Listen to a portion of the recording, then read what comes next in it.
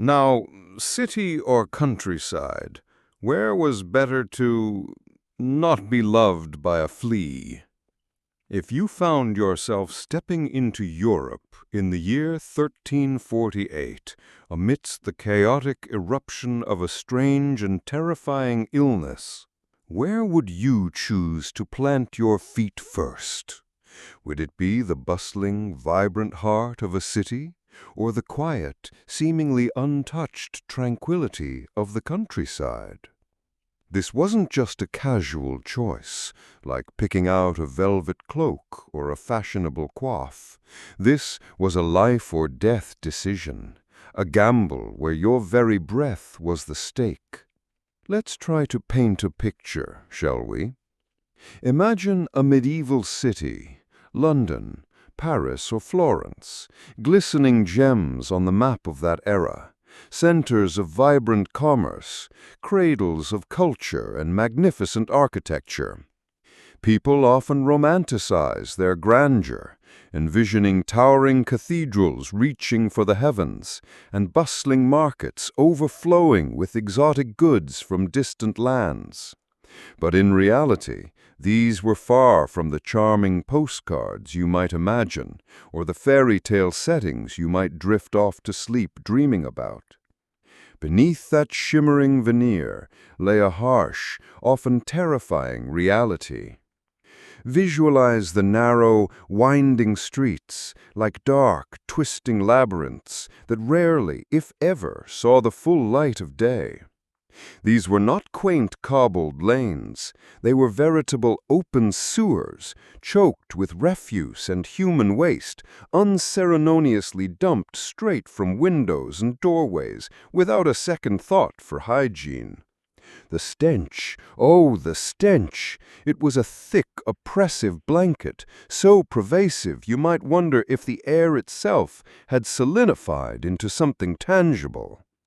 It was the acrid smell of decay, of stale food scraps, of tiny animal carcasses discarded without ceremony, all mingled together to create a truly appalling symphony for the nostrils.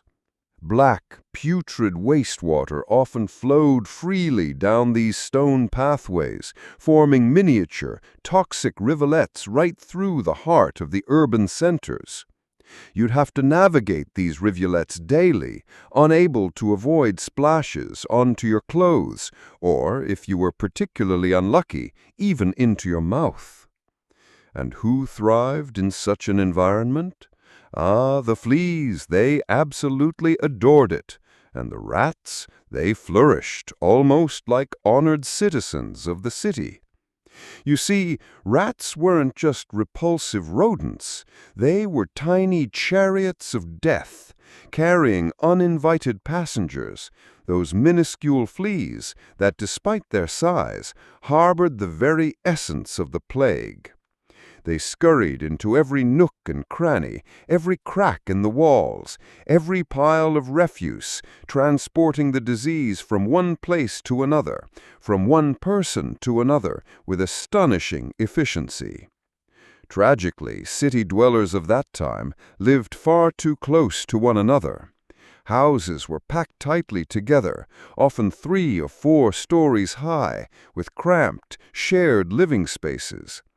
Dark, shadowy alleyways were ideal hiding places for disease, allowing it to spread silently but incredibly effectively. When someone sneezed, or coughed lightly, or even just brushed past another, entire neighborhoods could be facing a "Congratulations, you are 85% dead" diagnosis in a matter of days. They slept in communal beds, shared meals from common tables, and exchanged everything, including plague-carrying fleas. Imagine you're sound asleep on your straw mattress, and a tiny flea, having just hopped off an infected rat, decides to make you its next host, bringing with it an unwelcome gift. The concept of a clean water supply was virtually non-existent in these cities. People relied on communal wells or rivers that flowed directly through the urban areas. But these water sources were constantly and severely contaminated by the very waste that was casually discarded. Drinking from such sources was tantamount to inviting illness directly into your body. Even bathing, an act we take for granted today, was a rare and luxurious event then. Bodies remained perpetually soiled, creating ideal breeding grounds for fleas and other parasites. The constant movement of merchants and traders also meant that disease was transported free of charge from every corner of the known world. Merchants from the East, bringing their precious silks and spices, unknowingly carried unseen guests of death. A sincere piece of advice: do not live in a city if you wish to see the sunrise tomorrow. Now, what about the countryside? In stark contrast, life in the rural areas was almost a luxurious dream for souls desperately trying to survive. Instead of crowded thoroughfares, you'd find sprawling wheat fields, lush green pastures, and dense ancient forests. The population density was significantly lower. Your nearest neighbor might be separated from you by a vast field, a small woodland, or even an hour's walk. This, surprisingly enough, was the most effective form of social distancing imaginable. No scientists needed to explain it, no decrees needed to enforce it. Every social interaction was naturally minimized. Water sources were much cleaner, often flowing from pristine mountain streams or wells dug far from human settlements and sources of contamination. You could drink without the constant worry of whether your water had first passed through countless piles of refuse or discarded waste. Even bathing, an act we take for granted today, was a rare and luxurious event then. Bodies remained perpetually soiled, creating ideal breeding grounds for fleas and other parasites. And another significant advantage that rural life offered: self-sufficiency. You could plant your own vegetables, raise your own livestock, and produce your own food without needing to venture into crowded markets where every transaction was a gamble with death. Growing your own food not only ensured a cleaner, healthier diet, but also drastically reduced your contact with outsiders. You could live in almost complete isolation, needing only the basic necessities to sustain life. You wouldn't have to jostle through bustling marketplaces where people coughed and sneezed into the air. You could keep your distance from the sick without needing to offer explanations, simply by living a secluded life. Some wise individuals of that era, such as the Carthusian monks, chose to live in secluded monasteries. They grew their own food, produced their own goods, and maintained almost no contact with the outside world. This stands as a prime example of a survival strategy based on isolation. While cities and other villages were being decimated by the plague, these monasteries, thanks to their disciplined and isolated lifestyle, miraculously survived. They had no magic cure. They simply and unknowingly adhered to the principles of hygiene and social distancing that it would take humanity hundreds of years more to truly comprehend. Clearly, isolation not only brought peace to the soul, but also saved the physical body. You might ask, what if you were already in a city? Was escaping a viable option? Unfortunately, fleeing was neither easy nor safe. The roads were fraught with dangers, brigands, starvation, and most critically, you might carry the disease from one place to another, becoming an unwitting messenger of death. Also, many areas had erected barricades and blockades, denying entry to strangers, especially those arriving from affected regions. You could be turned away or even attacked if suspected of carrying the plague. So, if you were already in a city, your best bet was likely complete self-isolation, barricading your home and relying on whatever provisions you had managed to hoard. And so, fewer fleas meant more peaceful slumber. This story reveals that sometimes simplicity, isolation, and a dash of intuitive understanding about your surroundings, even if unconscious, were the ultimate keys to survival. Imagine lying on your comfortable bed, listening to the gentle rustle of the leaves outside, instead of the cries of the sick or the mournful toll of the death bell echoing from the church. That, my dear listener, was the difference between life and oblivion. Medieval socializing. Do you dare decline a coughing neighbor's dinner invite? Imagine you've successfully navigated the first crucial test, choosing a secluded rural haven over the disease-ridden clamor of a bustling city. You might think you're safe, tucked away from the teeming masses, a quiet sigh of relief escaping your lips as you watch the sun set over peaceful fields. But are you truly out of the woods? Not quite. Amid a pandemic, social interaction itself transforms into a deadly gamble, perhaps even more perilous than the tiny fleas we discussed in the previous chapter. Would you possess the sheer audacity to maintain your distance, or would you find yourself irrevocably drawn into the perilous whirlpool of medieval social customs? This isn't a trivial query. It's a question of survival, a wager where your very existence hangs in the balance. Let's begin with a familiar scenario, one that might seem utterly benign to our modern sensibilities. You find yourself in the village market, the undisputed hub for exchanging goods and the latest gossip. The air is thick with the earthy scent of damp soil, the fresh aroma of newly harvested vegetables, occasionally mingling with the unmistakable, slightly pungent smell of horses. People jostle past each other, shoulders brushing, a cacophony of cheerful chatter and lively bartering filling the air. An old acquaintance, perhaps the village blacksmith, a man with a genuinely kind smile, approaches you, extending a calloused hand for a friendly shake. He looks a touch pale, you notice, and a dry, hacking cough suddenly escapes his chest, echoing slightly in the busy market square. What do you do? Do you maintain your polite smile and firmly clasp his hand?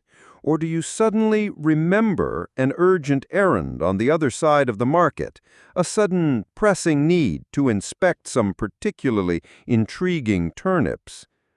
In an era where knowledge of germs was as mysterious as dragon's breath, every handshake, every casual kiss on the cheek exchanged as a greeting, or even just standing too close during a seemingly innocent conversation, could very well be a one-way ticket to the great beyond.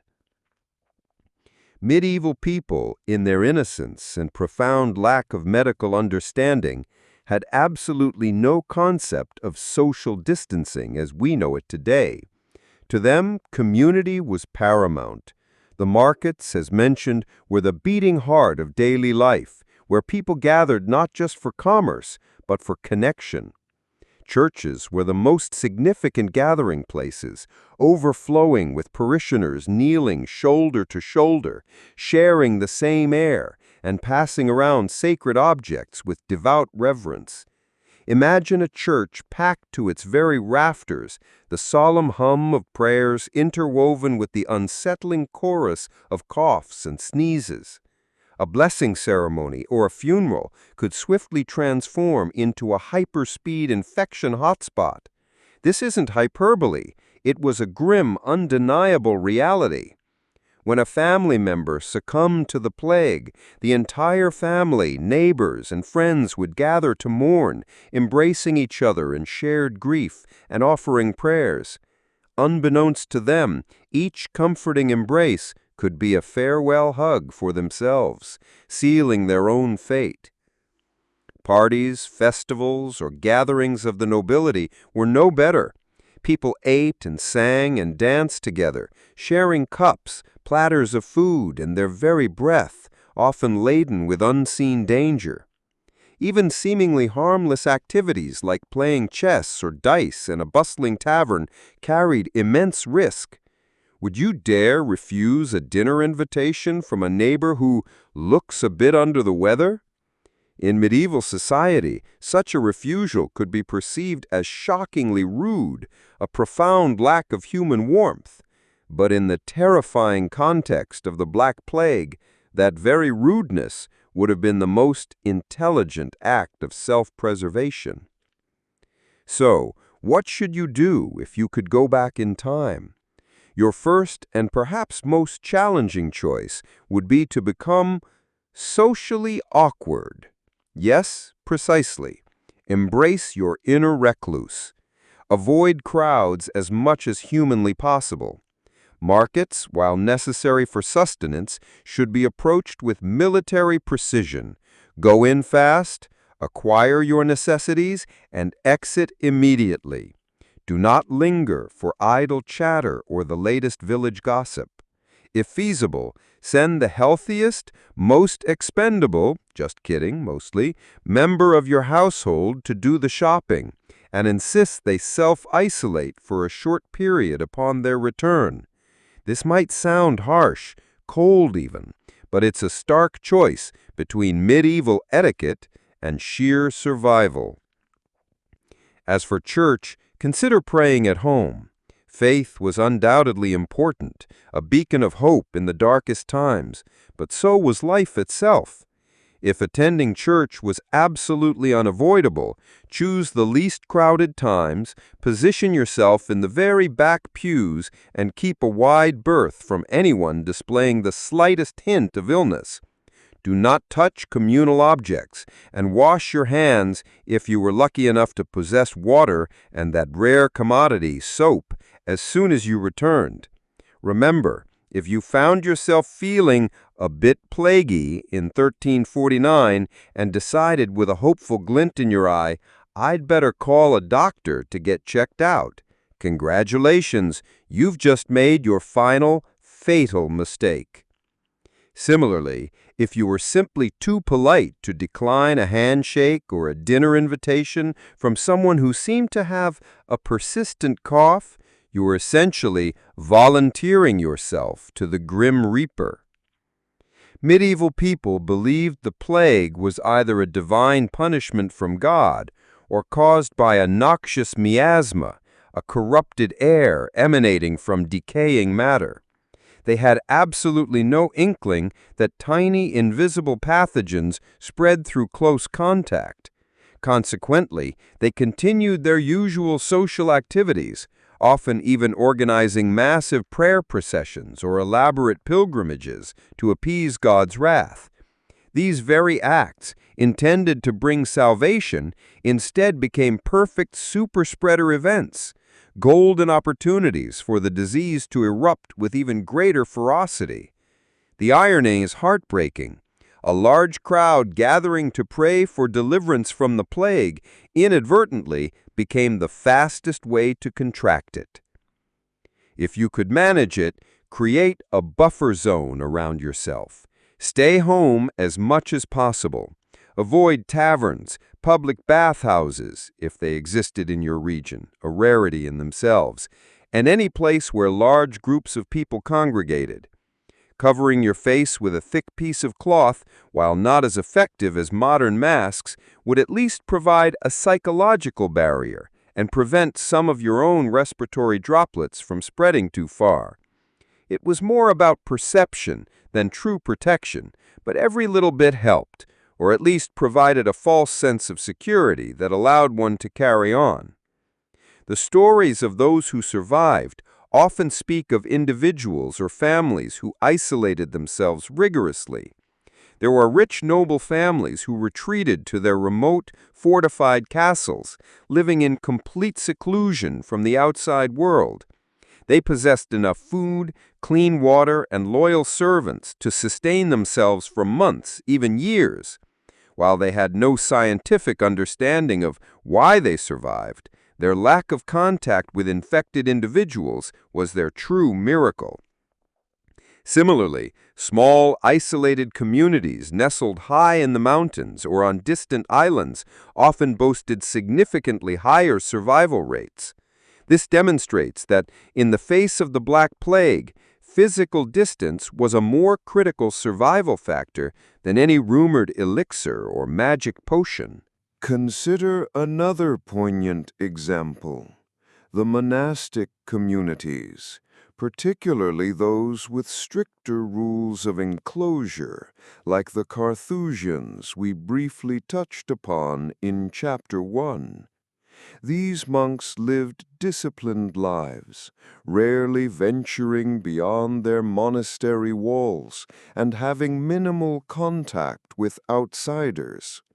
This lifestyle, though not adopted as an anti-plague measure, inadvertently became an impenetrable protective barrier.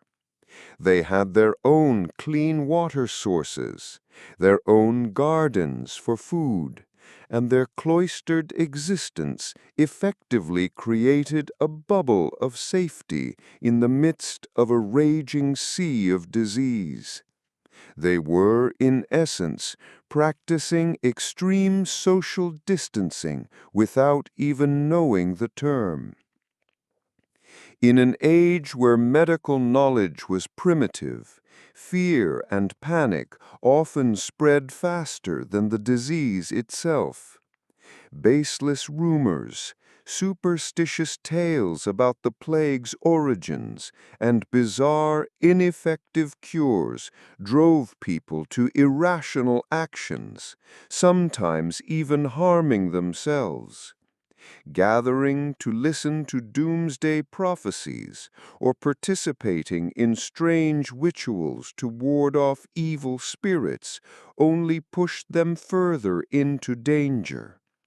Remaining calm, refusing to succumb to widespread panic, and staying away from large gatherings held for superstitious reasons were undoubtedly the most astute decisions you could make.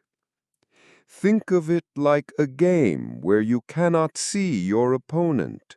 You know the opponent is out there, lurking, and it spreads through contact. So, what's the best strategy? Avoid contact. The fewer people you meet, the fewer hands you shake, the fewer close conversations you engage in, the higher your chances of survival. This was not a time to demonstrate friendliness or hospitality. This was a time to become as invisible as humanly possible, a ghost haunting your own safe haven. Maintaining your distance, even from the most outwardly friendly smile, was perhaps the most profound act of self-love in that era.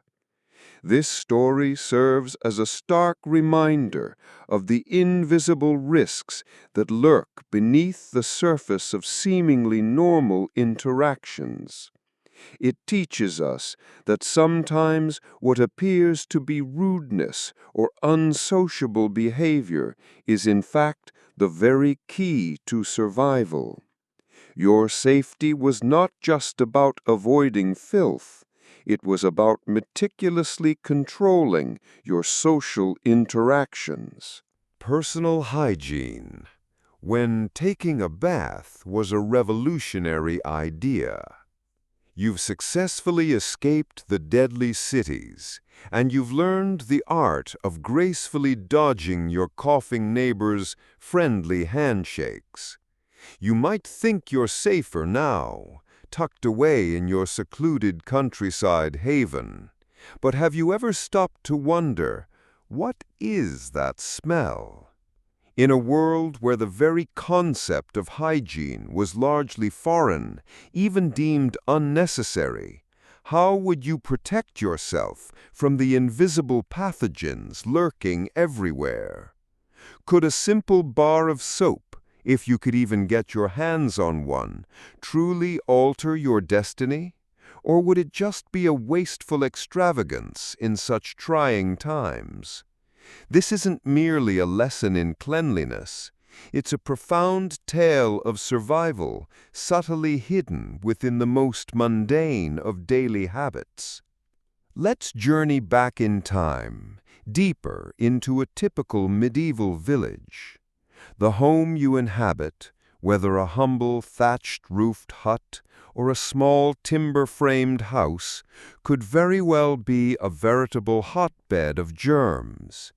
The floors, often bare earth or roughly hewn wood, were rarely, if ever, thoroughly cleaned. Leftover food scraps, general refuse, and occasionally even the waste products of domesticated animals kept indoors, if you had any, lay scattered about. Cobwebs festooned every dark corner, and dust motes danced in the sparse shafts of sunlight, clinging to every surface. The pervasive stench emanating from a nearby animal pen, the decomposing refuse pile at the edge of the village, or even from the unwashed human body itself, all these odors mingled to create a unique medieval aroma that you most certainly would not want to experience. The largest, most fundamental issue was the complete lack of understanding about microorganisms. People simply did not know that tiny, invisible creatures, imperceptible to the naked eye, could cause debilitating illness and death. They firmly believed that sickness stemmed from an imbalance within the body's humors, from ill-fated stars, or, most commonly, from divine punishment delivered by a wrathful god. Consequently, personal bathing was not considered a priority or even particularly beneficial. For many, a full-body wash might occur only a handful of times a year, or perhaps, for some, never at all. Water itself was a precious resource, especially clean water, and the arduous task of heating enough of it for a bath was both time-consuming and costly. Thus, people typically resorted to merely washing their faces and hands or simply wiping themselves down with a damp cloth. And of course, they certainly weren't using antiseptic soaps as we do today. Soap during that era was typically a harsh, coarse concoction made from animal fat and lye, primarily used for laundry rather than effective personal hygiene. Clothing presented another significant problem. The vast majority of the impoverished populace possessed only a few meager, often ragged sets of clothes, which were rarely, if ever, thoroughly laundered. Common materials like wool and leather, while excellent for warmth and durability in a harsh climate, were also superb at trapping sweat, dirt, and, crucially, fleas. Imagine wearing the same set of garments for weeks, even months on end, without washing them.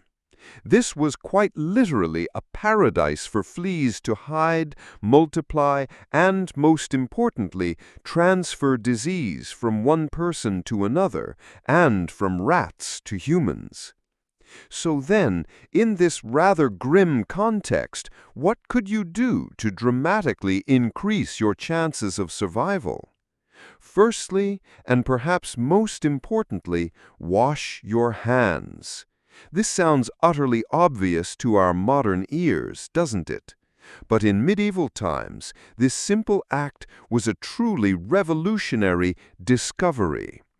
After using the latrine, before eating, after touching someone who appeared ill, or after handling anything that seemed dirty, wash your hands. You didn't need to be a pioneering scientist to grasp this. You just needed to understand that water and some form of abrasive or cleansing agent, while not magic, possessed a remarkable power to remove the unseen.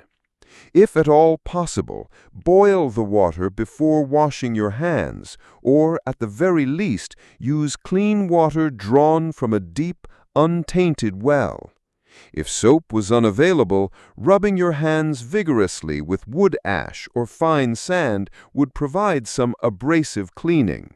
While not perfect, it was infinitely better than doing nothing at all. Secondly, bathe more frequently than the medieval norm. If you had access to a reliable source of clean water and the means to heat it, commit to taking a full-body bath periodically, even if it was just once or twice a month. This would be a laborious undertaking, requiring significant effort, but it would dramatically help to remove accumulated dirt and sweat, and critically reduce the number of fleas clinging to your person. You might be considered eccentric for such peculiar habits, perhaps even viewed with suspicion by your less fastidious neighbors, but it was far better to be perceived as an oddity and live than to conform to the prevailing cleanliness standards and perish. Thirdly, launder your clothes regularly. This presented a formidable challenge given the scarcity of water and proper soap, but it was absolutely vital. If at all possible, wash your clothes at least once every few weeks. Hanging clothes out to dry in direct, scorching sunlight could also help to kill some bacteria and fleas.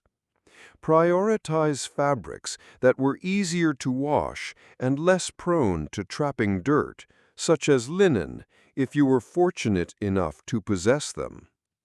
Avoid re-wearing dirty garments for multiple consecutive days. Fourthly, maintain the hygiene of your living environment. Clean your home far more frequently than your neighbors. Sweep your floors, meticulously remove all food scraps, and dispose of refuse properly. Instead of simply tossing waste out into the street, dig a deep pit far from your dwelling and bury your rubbish.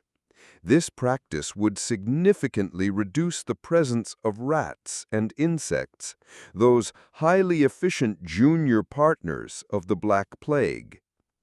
If you kept pets like dogs or cats, endeavor to keep them as clean as possible and prevent them from interacting excessively with rats. While completely eliminating rats from a medieval environment was an impossible feat, diminishing their habitats in and around your home would substantially mitigate the risk. Fifthly, be exceedingly cautious about your drinking water sources. As touched upon in the previous chapter, contaminated water was a lethal hazard. If you had the means, always boil your water before consumption. Boiling would effectively kill most bacteria and viruses, even though you wouldn't have known of their existence. This simple habit had the potential to save your life from a myriad of illnesses, not just the plague. The medieval lack of understanding regarding hygiene is, to us, almost comically tragic.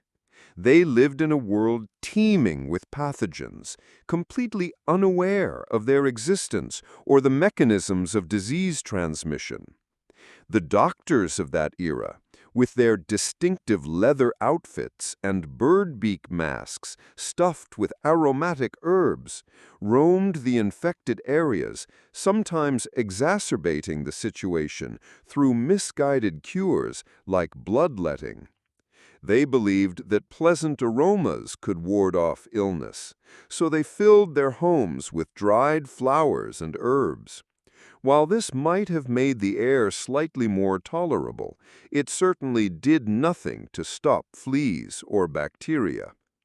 You could adopt such practices if they brought you comfort, but remember, not everything is magic.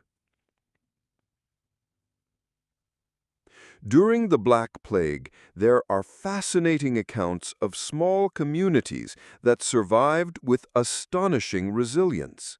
Some historians theorize that part of the reason was their self-imposed isolation.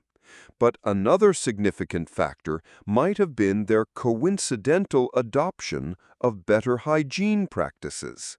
For example, individuals engaged in professions like laundering or tanning, who regularly interacted with water and even rudimentary soap, might have had lower infection rates. Or those living near cleaner water sources and who, by happenstance, bathed more frequently due to their environment or work habits. This suggests that sometimes survival didn't come from complex medical interventions, but from the most fundamental and overlooked actions. Remember, in the medieval world, personal cleanliness was not a social norm, and frankly, it wasn't even considered polite to smell too clean. You might actually be viewed as odd, perhaps even a bit suspect, if you were overly hygienic. But in the context of a devastating pandemic, that eccentricity was a deadly advantage. Far better to be seen as a peculiar bath-loving eccentric than to be a normal person buried in a mass grave. Sometimes the most potent weapon isn't a sword, but a clean cloth. This story teaches us that cleanliness is a fundamental prerequisite for life, a simple lesson that humanity had to pay for with millions of lives to truly understand. As you drift into sleep, let yourself feel the comfort of a clean body, a sensation that countless medieval people never knew, and a privilege we often take for granted. You've successfully navigated the deadly urban centers, and you've become something of an eccentric in your dedication to avoiding crowds and maintaining unusual levels of personal cleanliness. Splendid! You might feel a growing sense of security, a subtle easing of the tension that had previously gripped your very soul. But pause for a moment and just take a deep breath. What is that lingering scent? It's the smell of gnawing hunger, of stark choices, and of meals that you can't quite be sure aren't slowly, insidiously killing you from the inside out. Amidst the ever-present specter of famine and widespread scarcity, securing safe food and drink becomes a challenge far more daunting than any skirmish with fleas or a polite evasion of a coughing neighbor. Would you be discerning enough to distinguish between sustenance and slow poison? And crucially, would you possess the good sense to entirely distrust that cure-all soup offered by the village's kindly but ultimately clueless old midwife? This is a question where a single, ill-informed choice could render all your previous diligent survival efforts utterly meaningless, a grim punchline to a very dark joke. Let's try to visualize a typical day in medieval Europe, particularly when the plague was raging like an untamed inferno. The intricate supply chains, delicate even in the best of times, were now shattered beyond recognition. Crops lay rotting in the fields, untended due to a catastrophic shortage of labor, as farmers either fell victim to the pestilence or fled in terror. Panic That most contagious of human emotions fueled widespread hoarding of what little food remained. Prices for basic necessities skyrocketed, transforming even the simplest meal into an unimaginable luxury. You open your eyes in the dim light of dawn, your stomach rumbling with an insistent emptiness, and the first, most pressing question that forms in your mind isn't about the weather or your daily chores, but rather, what will I consume today that won't lead to my swift demise from starvation or, perhaps worse, from disease? Food. The medieval diet was primarily based on grains, wheat, rye, and oats, usually consumed in the form of coarse bread or thick porridges. Meat was a rare luxury, mostly reserved for the nobility or for special festive occasions. Vegetables and fruits were seasonal, often scarce, and their nutritional value was rarely understood. But in the context of a pandemic, every single aspect of this seemingly simple diet became fraught with unforeseen complications and hidden dangers. Bread and grains. These might seem like the safest bet, the very staff of life itself. However, the real problems lay in their production and storage. Flour was typically ground at communal mills, often dark, damp places where rats and insects, those ubiquitous plague vectors, ran rampant. Bread baked from such flour could easily have been contaminated even before it reached your hands. Grain storage, too, was notoriously poor. Harvests were vulnerable to dampness and mold, leading to contamination by fungal toxins, most notably ergotism.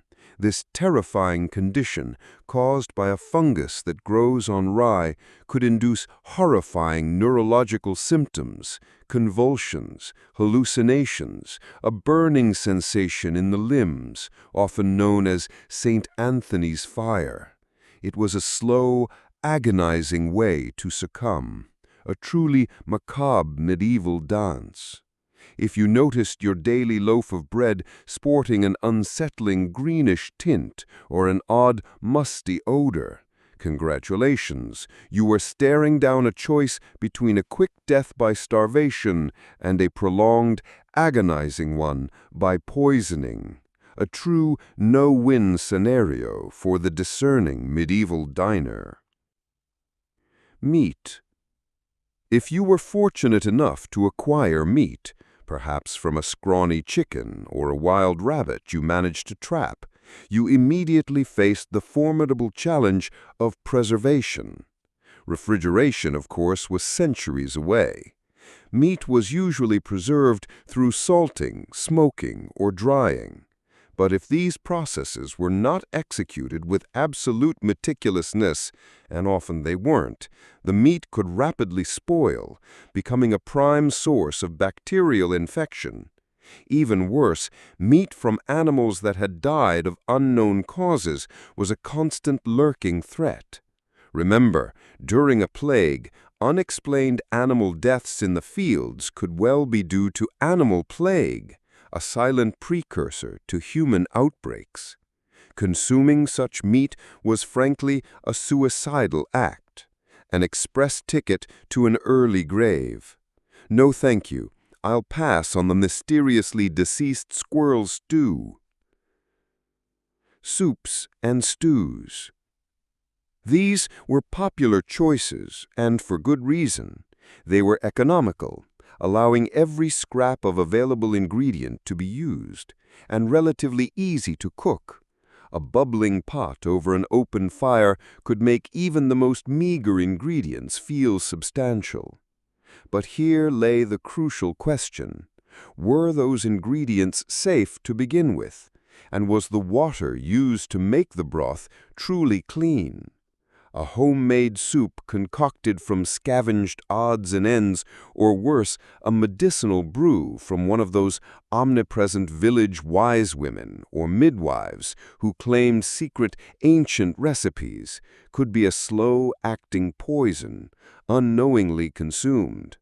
The phrase, "no soup for Cousin Gregory," wasn't just a quip from a bad medieval comedy sketch. Cousin Gregory might truly have met his untimely end because his well-meaning relative, or that aforementioned midwife, unknowingly cooked with toxic wild mushrooms or putrefering meat. In an era where every meal felt like a spin of the roulette wheel, caution was the most precious, life-saving spice. Drink. This was arguably an even more vexing problem than food, primarily because the pervasive lack of clean, potable water was simply staggering. Clean water was such an unbelievable luxury that most people simply never encountered it in its pure form.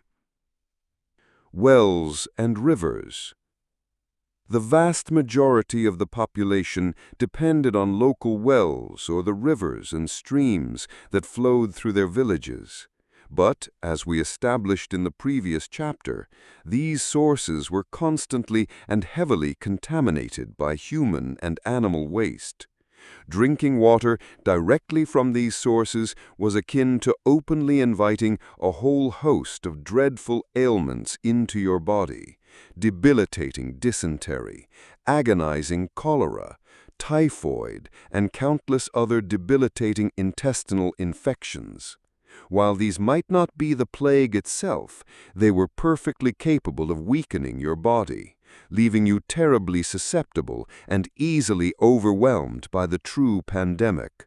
Your body, already struggling with the invisible plague, wouldn't stand a chance against these secondary invaders. Beer and wine. This was surprisingly the most common solution to the water crisis. Because water was so unsafe, people, including children, routinely consumed weak beer or wine. The fermentation process fortunately helped to kill off some of the harmful bacteria present in the water used to make them. However, this wasn't an entirely safe or sustainable solution. Wine could be adulterated with questionable substances, or overconsumption could lead to chronic intoxication, impairing your judgment and making you far more prone to lapses in hygiene and social distancing. Furthermore, excessive alcohol consumption inevitably weakens the immune system, making you a more attractive target for any lurking pathogen. So, while seemingly a safer alternative, it carried its own inherent risks. Survival strategies for food and drink. Water is your absolute top priority. Boil your water. This was by far the most effective method available to you. Even without understanding the existence of microorganisms, you would quickly notice that boiled water tended not to make people sick. Make it an unbreakable rule to boil all water you intend to drink, use for cooking, and even for washing your hands or cleaning vegetables. Stockpile firewood and become adept at maintaining a constant fire. Boiled water was your best friend during the plague. Seek out clean sources, if at all possible. Find a small stream flowing from higher, less populated ground, with no signs of animal contamination upstream. Water from deep natural springs was also excellent, but digging new, clean wells was a monumental and often impractical task. Avoid stagnant water at all costs. Ponds, lakes, and especially standing puddles were the most dangerous sources of water. They were breeding grounds for all manner of bacteria, viruses, and parasites. Even using them for washing clothes was risky. self-sufficiency or strict source control for food. Grow your own and raise your own. If you were fortunate enough to be in a rural setting, this was your single greatest advantage. Cultivate your own vegetables, carrots, potatoes, cabbage, beans, wheat, barley, and raise a few small animals, such as chickens, goats, and pigs. This not only guaranteed a cleaner, safer food supply, but also drastically minimized your need to interact with the outside world. You would control the entire process, from seed to harvest, from animal care to preparation. You knew the exact origin of your food, with no worries of contamination from unknown handlers or infected environments. Cook your food thoroughly. Always, always cook your food thoroughly, especially meat. High temperatures kill most bacteria and parasites. Avoid rare or raw meats or any dishes prepared haphazardly. Assume everything is contaminated until proven otherwise by heat. Store food properly. Learn and practice the safest methods for salting, smoking, or drying food. Construct a dry, cool, well-ventilated cellar or pantry for storing grains and root vegetables. Prevent direct contact between food and the ground or insects. Meticulously inspect all food before consumption, discarding anything that shows signs of spoilage, mold, or rodent gnawing. Remember, at this time, nothing was truly wasted, but nothing was more valuable than your health. The tale of the midwife's soup. In every medieval village, there was invariably a wise woman, a local healer, or a midwife who possessed a trove of traditional remedies and secret potions. During times of plague, these individuals became more famous than ever, often tragically so. They promised potent herbal soups, special teas capable of expelling evil spirits or healing all manner of ailments. But in reality, the vast majority of these cures were utterly useless, and many were actively harmful. They might use wild plants with toxic properties, or simply prepare their remedies with unclean water and spoiled ingredients. The warning, "No soup for Cousin Gregory," wasn't just a playful adage. It was a serious, chilling cautionary tale. Cousin Gregory might indeed have lost his life to a seemingly innocuous bowl of soup, lovingly prepared by a well-meaning but utterly ignorant midwife. Famine and desperate choices.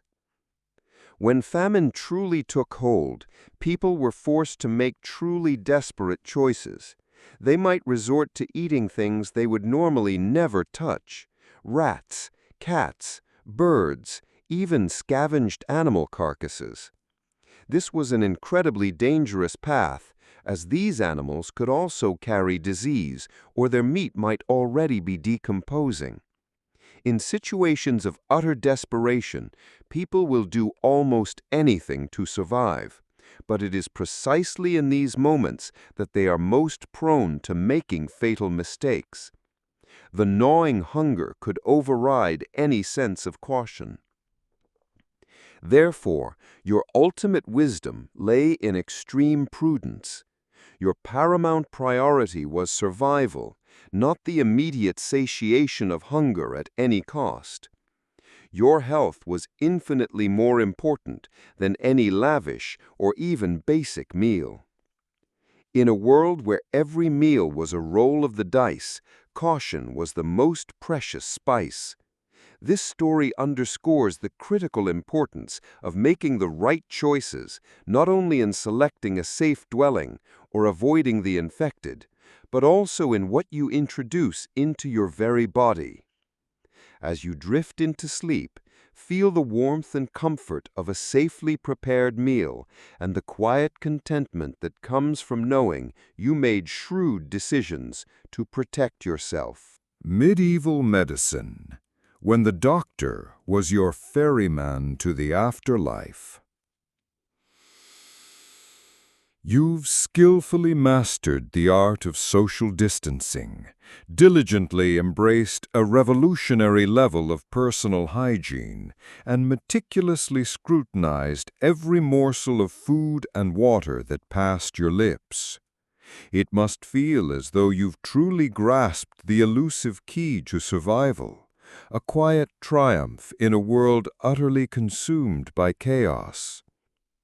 But then, one crisp morning, you awaken to an unfamiliar chill, a subtle ache in your groin or armpit, and a small, ominous reddish lump begins to appear on your skin.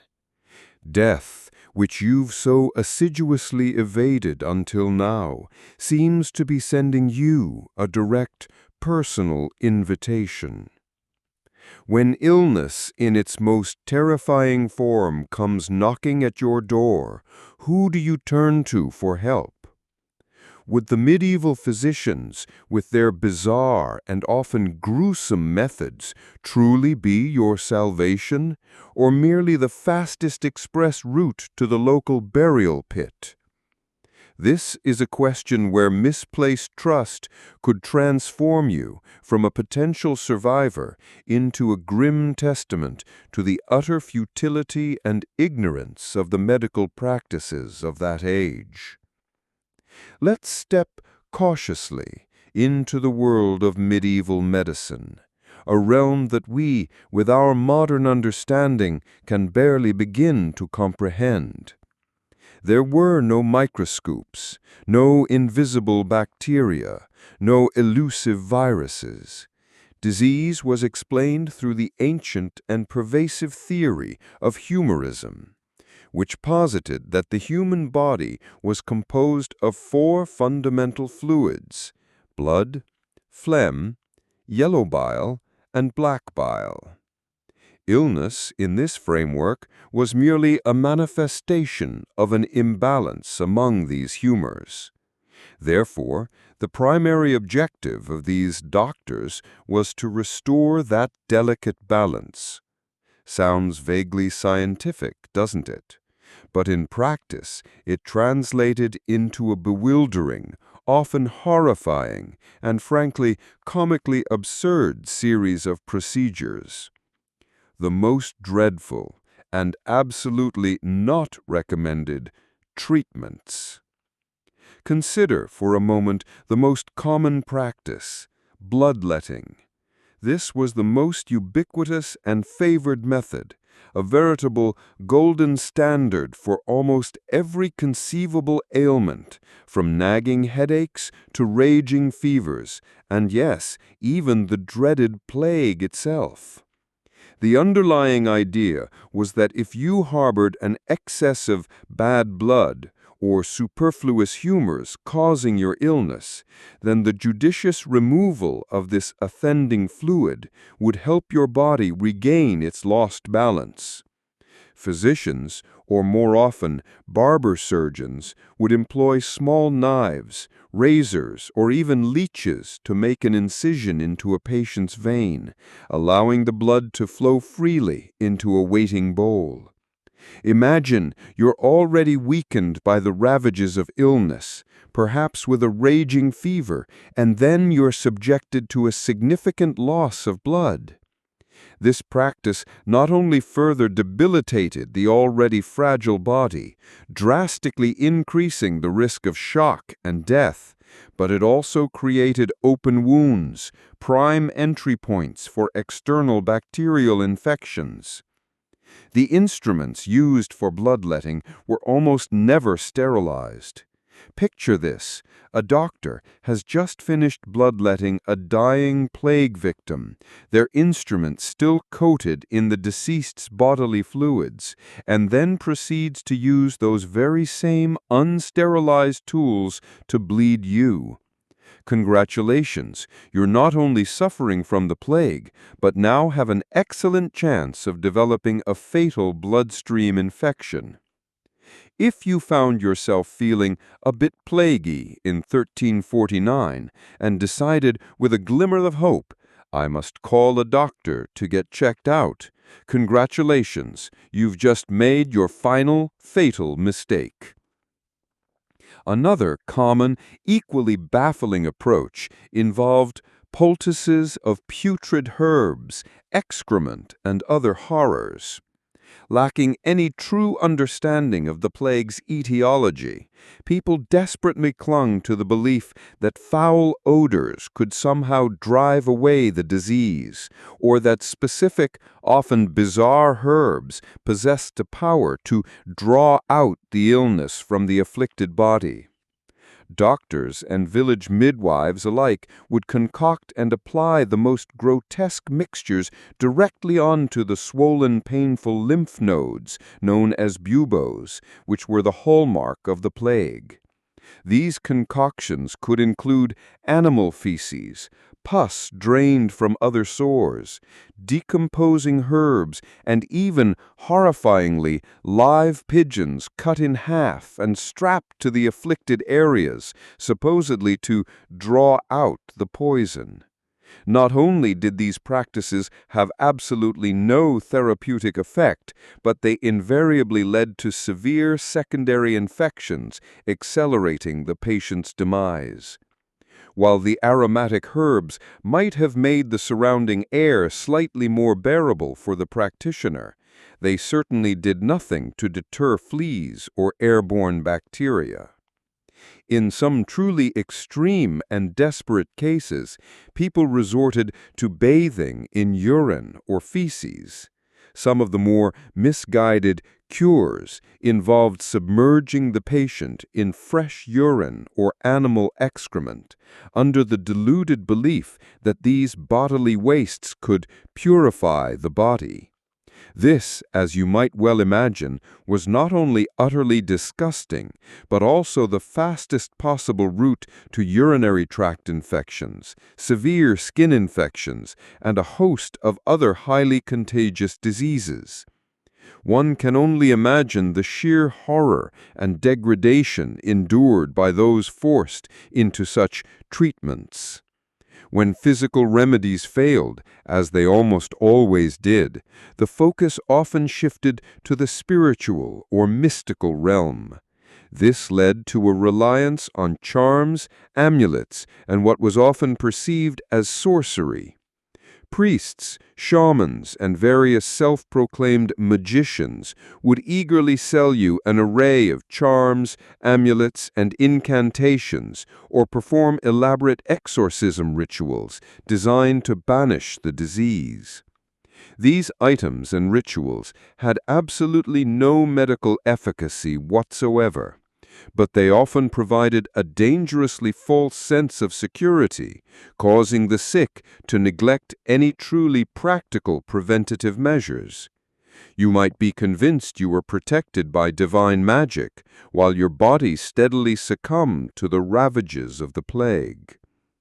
And then, in a final, desperate gamble, some even considered administering poisons, such as arsenic.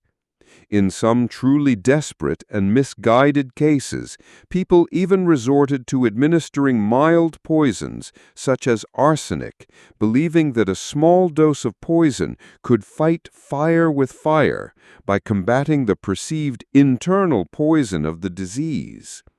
The tragic and predictable result was that the patient died far more quickly from acute poisoning rather than from the underlying plague. A truly self-defeating cure. The plague doctors and their peculiar attire.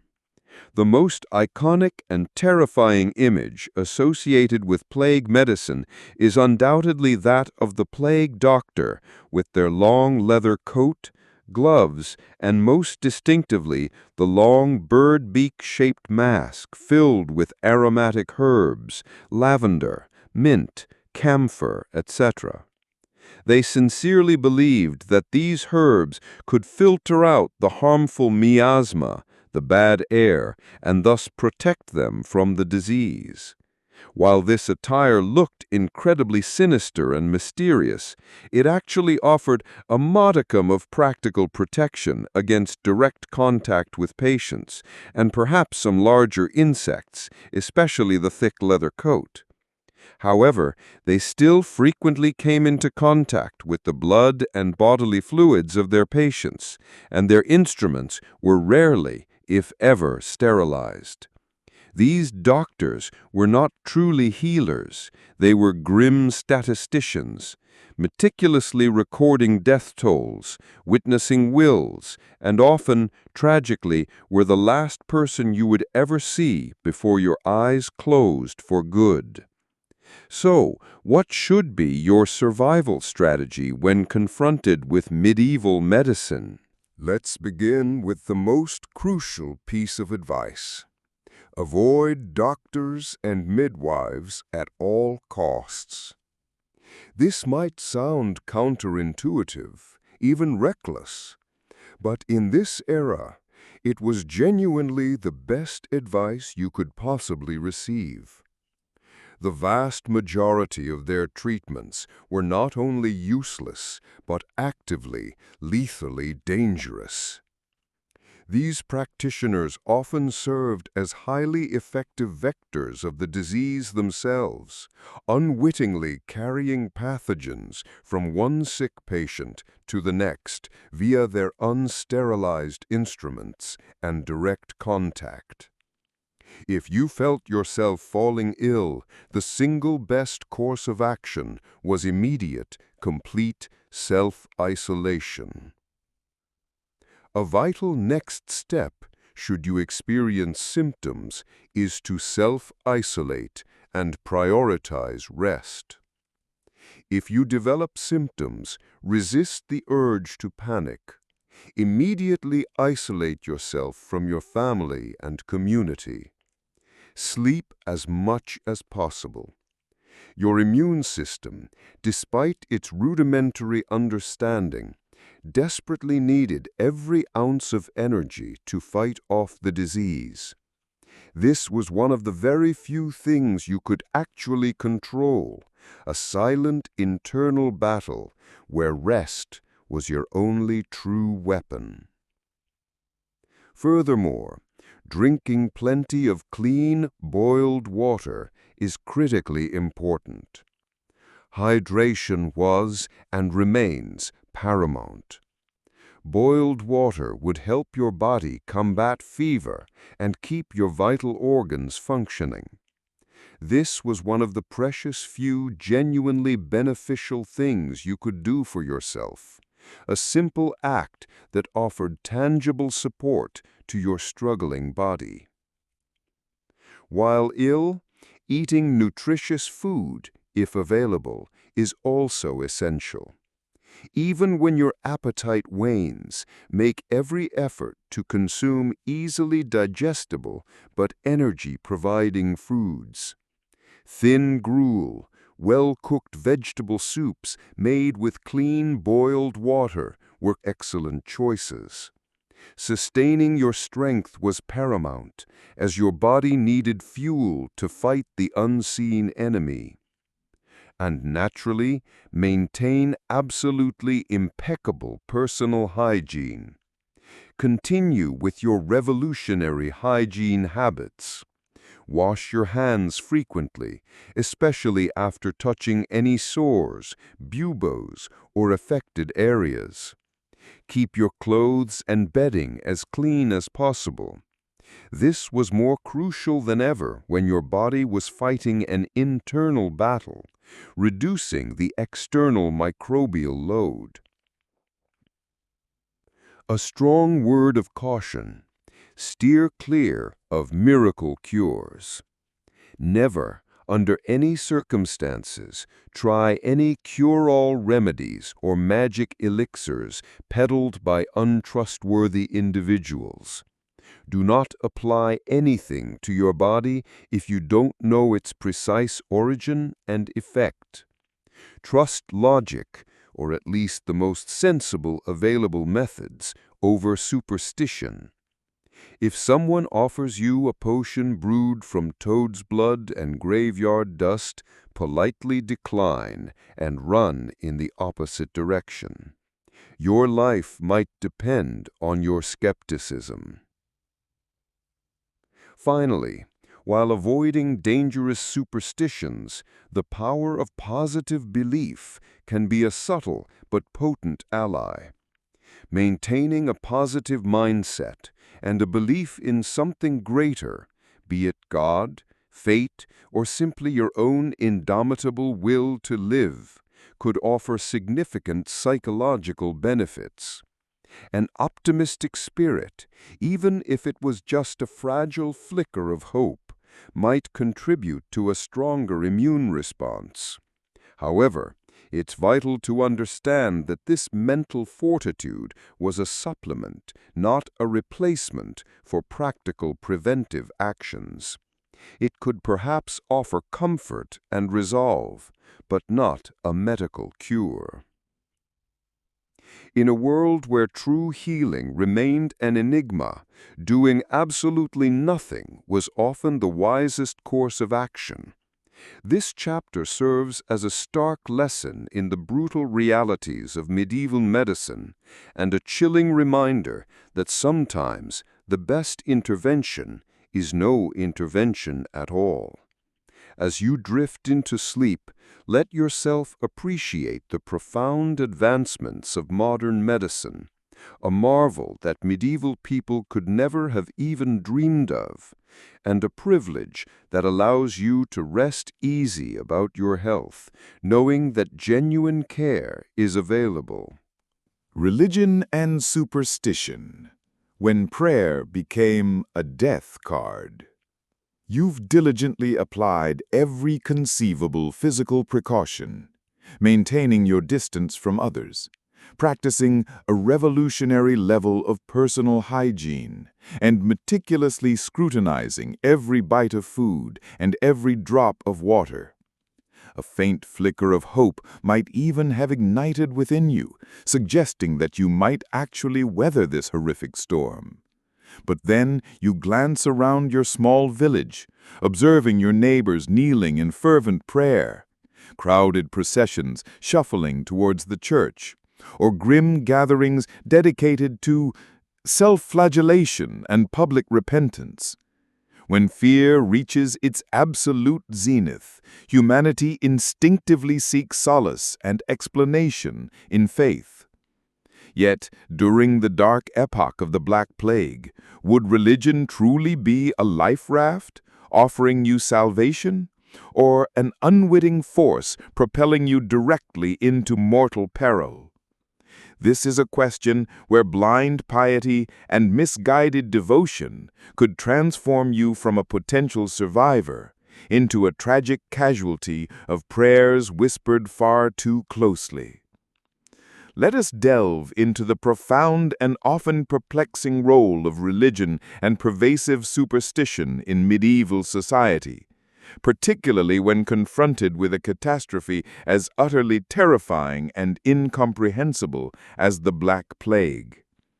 The Church in that era was the undisputed center of everything: politics, social life, and most profoundly, the spiritual landscape.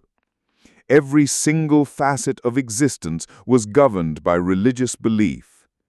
When death began to consume populations with an insatiable hunger, and no one possessed the faintest scientific understanding of its cause, people naturally turned to God, to the divine, in a desperate quest for answers, solace, and a glimmer of hope. But sometimes, tragically, this very search for meaning became a lethal trap. The allure of divine explanation. Firstly, it's crucial to grasp that medieval people had no scientific knowledge of microorganisms whatsoever. For them, the plague was not a biological phenomenon. It was an unmistakably supernatural event, a divine warning, a devastating punishment from an angered God. The Black Death was widely interpreted as God's righteous wrath unleashed upon humanity for its sins. This explanation, though terrifying in its implications, paradoxically offered a sense of logical coherence to the otherwise inexplicable horrors unfolding around them. It allowed people to frame the overwhelming tide of death within a meaningful, albeit terrifying, theological context, rather than simply attributing it to meaningless, random chance. Consequently, the most natural, even imperative response was to desperately seek to appease God's perceived fury. Churches thus became the ultimate spiritual refuge. People flocked to them in droves, seeking to pray, to confess their sins, and to beg for divine forgiveness. This sounds comforting, doesn't it? Faith, after all, can be an immense source of strength and resilience. But let us cast our minds back to what we discussed about crowded gatherings in Chapter 2. When faith became a fatal risk. Imagine, if you will, a church packed to bursting. Every pew, every aisle, every available inch of space is crammed with desperate souls. The elderly, infants, the healthy, and even those already displaying the ominous signs of illness all jostled together, breathing the same air, sharing the same confined space. The chorus of coughs and sneezes blends unsettlingly with the solemn drone of prayers and the mournful strains of hymns. Sacred objects, such as communion chalices, holy water fonts, and crucifixes, are passed reverently from hand to hand, shared among the devout. Priests administer last rites, lay hands on individual parishioners, and distribute the Eucharist. This was, quite literally, a perfect breeding ground, an ideal environment for a disease that spread through respiratory droplets and close physical contact. Each religious service, regardless of how nobly or devoutly it was intended, inadvertently transformed into a massive, highly efficient microbial culturing vat. Beyond regular church services, some extreme religious movements tragically emerged during this period. Perhaps the most infamous among them was the Flagellant movement. These groups of fervent penitents believed that by publicly scourging themselves with whips, beating their own backs until blood flowed freely, and processing through towns, they could atone for the sins of all humanity, and thereby finally appease God's wrath. They moved relentlessly from one town to the next, attracting thousands of followers, chanting hymns, and engaging in these grotesque acts of self-inflicted violence. The open wounds on their backs, the sheer proximity of individuals within these enormous crowds, and their constant, purposeful movement from one populated area to another effectively transformed them into relentless messengers of the plague, unknowingly sowing death in every single place they visited. Participating in such processions was not a path to spiritual salvation. It was quite simply an exceptionally swift route to the end of your mortal existence. Alongside orthodox religious practices, rampant superstition exploded across Europe. People clung desperately to charms, amulets, spells, curses, and bizarre rituals, seeking any perceived advantage against the unseen enemy. Village wise women, hedge witches, and self-proclaimed spiritual mediums appeared in abundance, eagerly selling worthless cures or objects believed to possess protective powers. They might advise you to wear a pungent bag of rotting herbs around your neck, rub various animal oils onto your skin, or even sleep with a live chicken pressed against your buboes to draw out the disease. all of these practices were not only utterly useless, but could also expose you to harmful bacteria, or, perhaps even more dangerously, delay the implementation of truly effective preventative measures. Superstition offered a fleeting psychological comfort, a balm for terrified minds, but it was absolutely not a viable survival strategy. So then, in this bewildering maelstrom of faith and fear, how should you conduct yourself concerning religion and belief to both preserve your spiritual hope and protect your precious life? For starters, hold firm to your personal faith, but practice it in absolute privacy. Your faith, whatever its form, can provide immense spiritual strength, helping you to navigate the terrifying abyss of fear and despair. Pray at home. Read sacred texts in the quiet solitude of your own dwelling. This was definitively not the time to demonstrate your piety by participating in crowded religious services. Your physical safety was paramount, far more important than adhering to conventional social or religious rituals. Remember, God, or the divine, was believed to be omnipresent, not confined within the stone walls of a church. Furthermore, be profoundly skeptical of any and all supernatural explanations or miracle cures. If a priest or a village healer claims they can cure the plague through prayer alone or by employing a special charm, nod politely, offer a vague blessing, and then distance yourself as quickly and discreetly as possible. Recall the harsh lessons from Chapter 5. Medieval medicine was, by and large, utterly ineffective. Any claims of miraculous healing powers were, almost without exception, a dangerous trap. False hope could lead you to drop your guard and neglect the very real, albeit simple preventative measures that truly offered a chance. Beyond that, avoid all forms of large religious gatherings, especially penitential processions. Those terrifying flagellant parades, though deeply meaningful to their participants, were in fact highly efficient machines for disease transmission. Their continuous movement between towns, the extreme physical proximity within their immense crowds, and the participation of individuals already sick transformed these processions into bona fide public health disasters. If you saw such a crowd approaching your village, your only sensible course of action was to flee.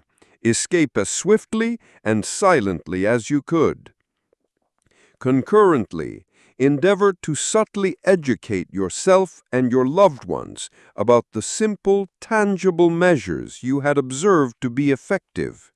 While you couldn't explain microbiology, you could impress upon your family the absolute critical importance of maintaining distance, washing hands diligently, and avoiding contact with the sick. This would be a formidable challenge, as you would be directly contradicting widespread popular belief and long-held customs, but it was literally the difference between life and death. Remember the story of the Carthusian monks we've alluded to. They were, by all accounts, intensely devout individuals, yet they lived lives of extreme isolation. It was precisely this isolation, this lack of widespread interaction, and not some divine miracle or hidden cure that saved them. They did not participate in large communal prayers or embark on dangerous pilgrimages. They prayed in solitary contemplation, worked diligently, and lived in self-contained communities. This, then, was the ideal model: strong faith, practiced in a safe, secluded manner, creating no opportunities for the disease to spread. Moreover, in a world consumed by panic and seeking scapegoats, minority groups frequently became targets. Jewish communities, pilgrims, and other marginalized individuals were often unjustly blamed for the outbreak of the plague. This led to horrifying persecutions and acts of brutal violence. During such times, it was critically important to keep yourself from being drawn into mobs of blame or persecution. Avoid angry crowds and hateful rhetoric. That was another dangerous form of contagion, not of disease, but of collective madness. Religion, in its finest and most benevolent manifestations, offers profound hope, comfort, and meaning, particularly in times of unimaginable crises.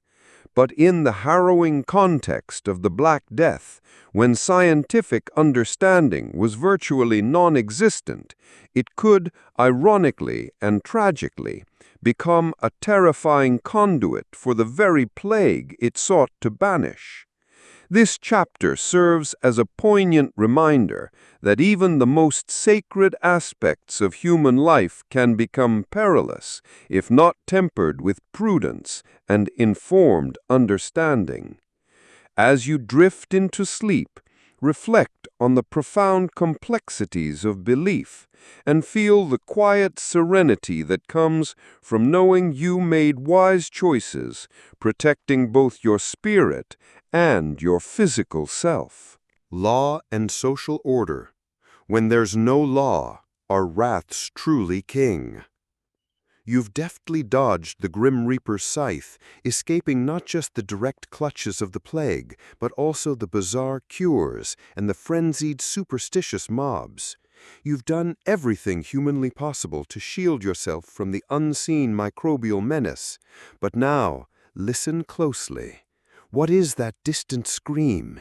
Is it the sound of desperate people fighting over scraps of food, the chilling echo of looting, or perhaps the raw, visceral cries of despair pushing humanity to the very brink of utter chaos? When society itself begins to crumble under the relentless weight of death, do law and order retain any meaning at all? Or are you about to face a new, even more insidious threat?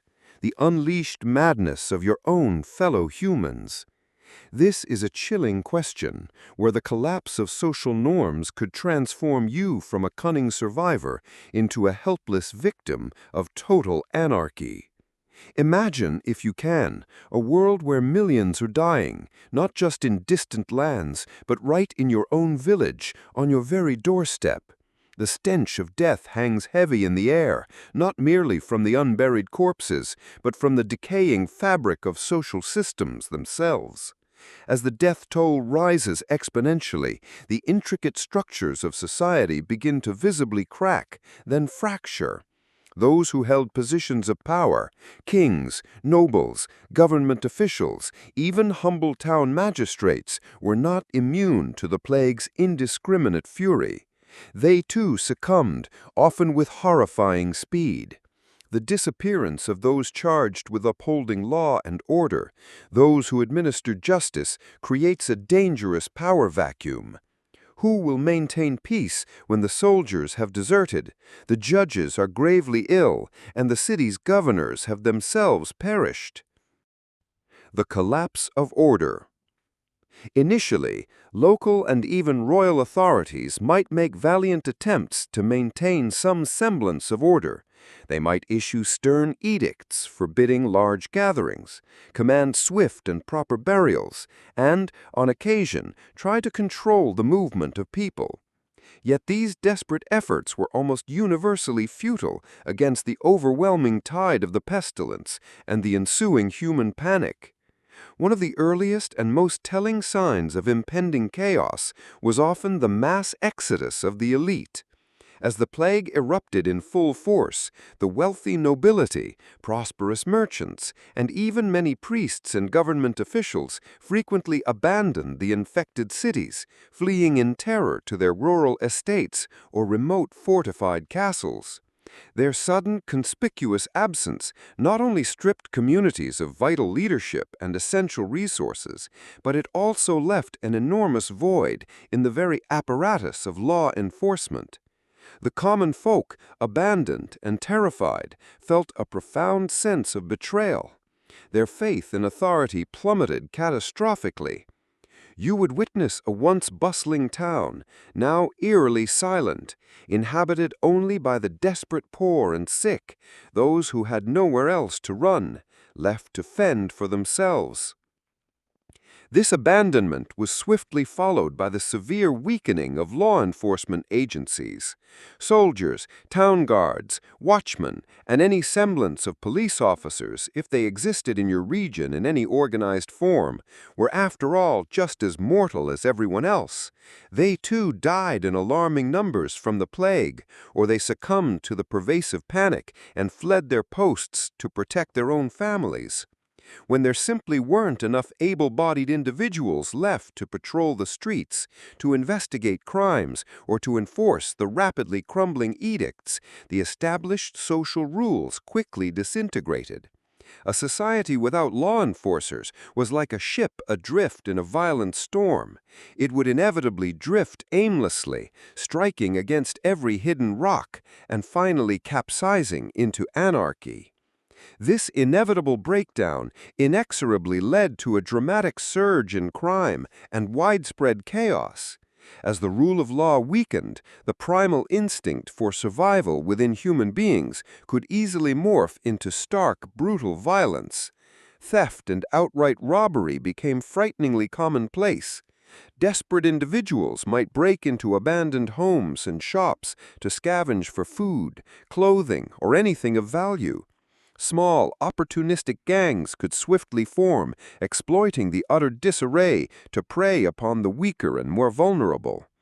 Even ordinary people driven by gnawing hunger and overwhelming despair might engage in acts they would have previously considered unthinkable. Imagine having diligently stockpiled your precious provisions for a starving, desperate mob to arrive and seize everything in a matter of moments, with absolutely no one to call upon for help or justice. Another terrifying consequence was the collapse of basic public services. The gruesome task of burying the dead became an insurmountable challenge. With so many succumbing and so few healthy individuals left to perform the grim work, corpses often lay unceremoniously in the streets or were hastily, carelessly interred in mass graves. This not only created a sickening stench and further escalated the risk of infection, but it also presented a horrifying spectacle, relentlessly grinding down the morale and sanity of the few remaining survivors. Sanitation services, where they even existed, simply ceased to function. Streets became choked with accumulating refuse and human waste, creating ideal breeding grounds for rats and insects, those tireless carriers of the plague. The sheer, overwhelming filth itself became a palpable threat.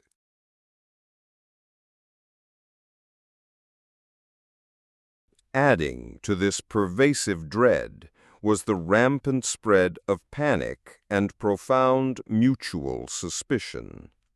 As the plague continued its uncontrolled rampage, people desperately sought explanations and, inevitably, scapegoats.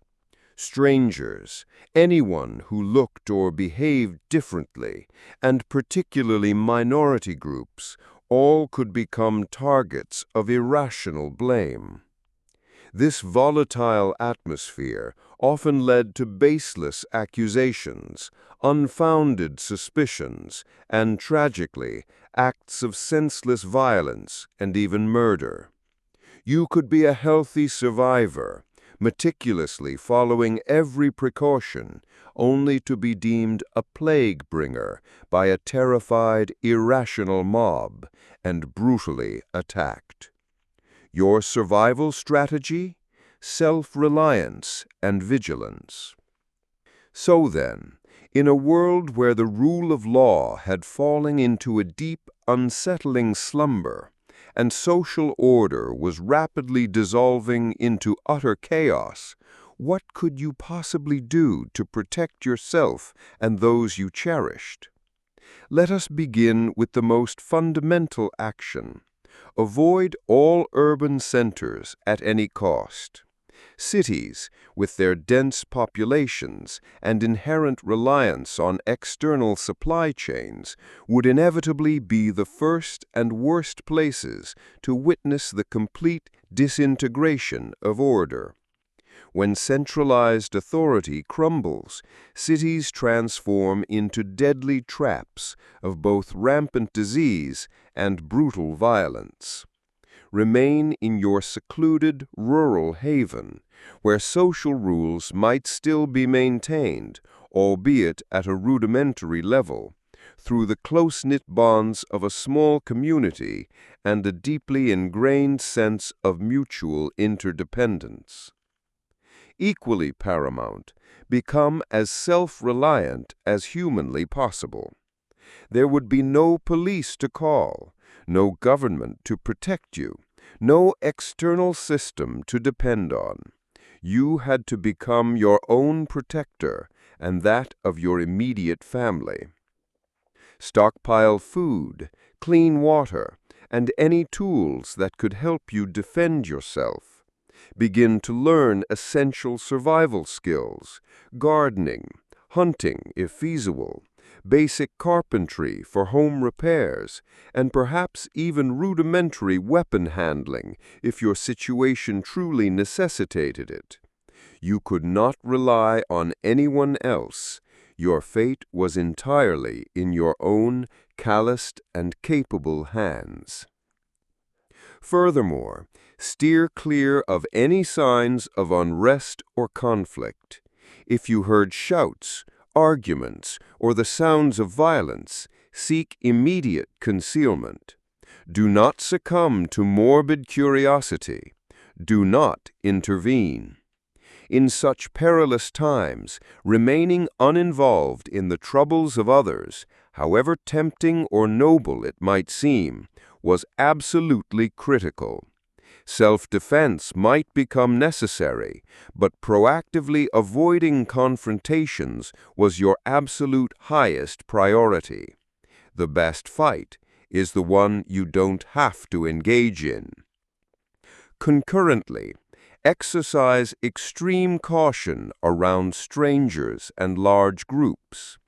Migrants fleeing from afflicted cities or desperate wandering individuals could carry both the disease and the profound despair that could easily lead to violence. Not every stranger was malevolent, but you could not afford to take that risk. Maintain your distance and severely limit any unnecessary contact. Your personal safety depended on your unwavering vigilance and a healthy dose of suspicion. And finally, maintain absolute secrecy regarding your resources.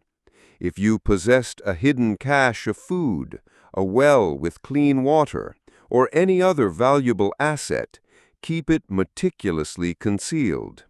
Displaying even the slightest hint of abundance could transform you into an immediate target for the desperate and ruthless. Wealth in times of utter societal collapse wasn't measured in gold or jewels. It was measured in provisions, potable water, and above all, the sanctuary of your personal safety. Recall, from historical accounts, that small, isolated, and self-sufficient communities often had significantly higher survival rates during major catastrophes. They were not overly dependent on larger, fragile social systems that were prone to catastrophic collapse. Strong, cohesive families and tightly knit communities willing to protect each other also demonstrated a far greater capacity to endure. The Black Plague was not merely a medical pandemic. It was a profound social disease, an unrelenting force that laid bare the darkest, most terrifying facets of human nature when confronted with existential destruction. This chapter serves as a chilling reminder that even after you have seemingly triumphed over the direct threat of disease, the greatest peril could still emanate from the very human heart, from the breakdown of all that binds us.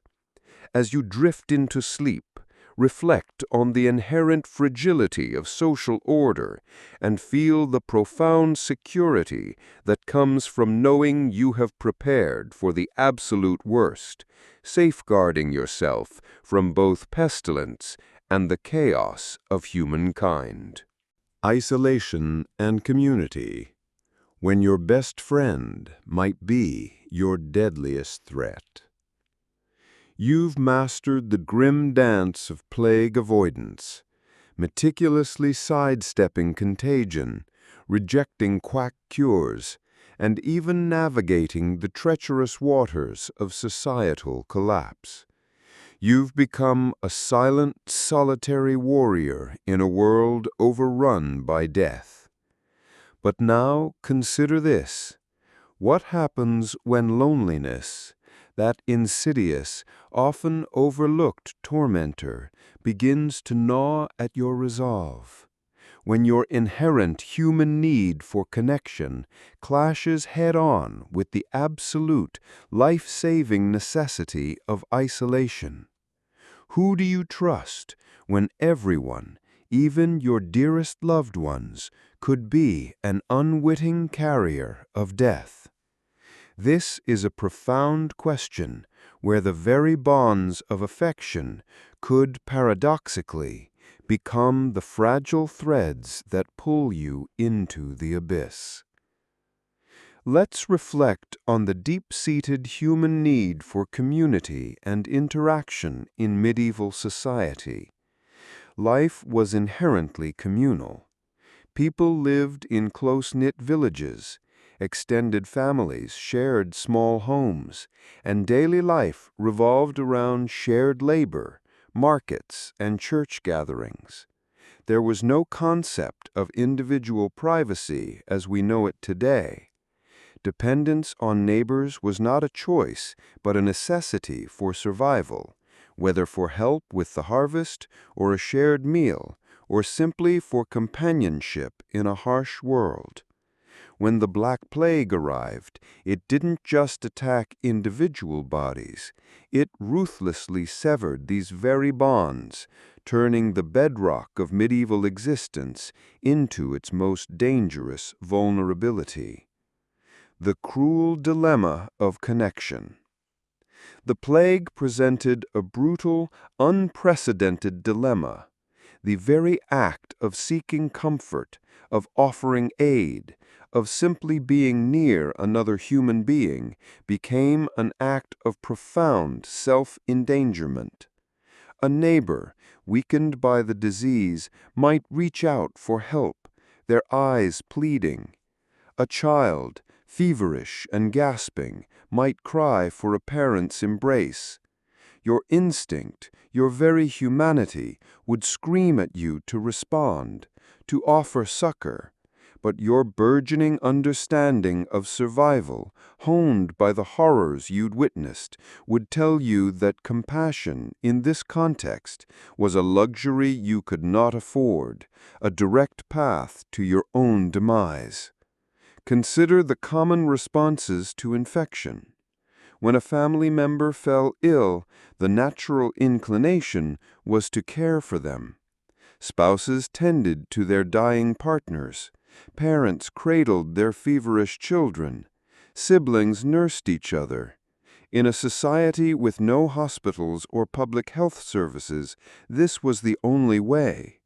Yet every act of tenderness, every whispered word of comfort, every shared breath in a cramped, unventilated home became an opportunity for the plague to claim another victim. Those who remained to care for the sick were often the next to fall. Gravediggers reported that entire families were often found dead together, locked in a final tragic embrace, having succumbed one after another within the confines of their own homes.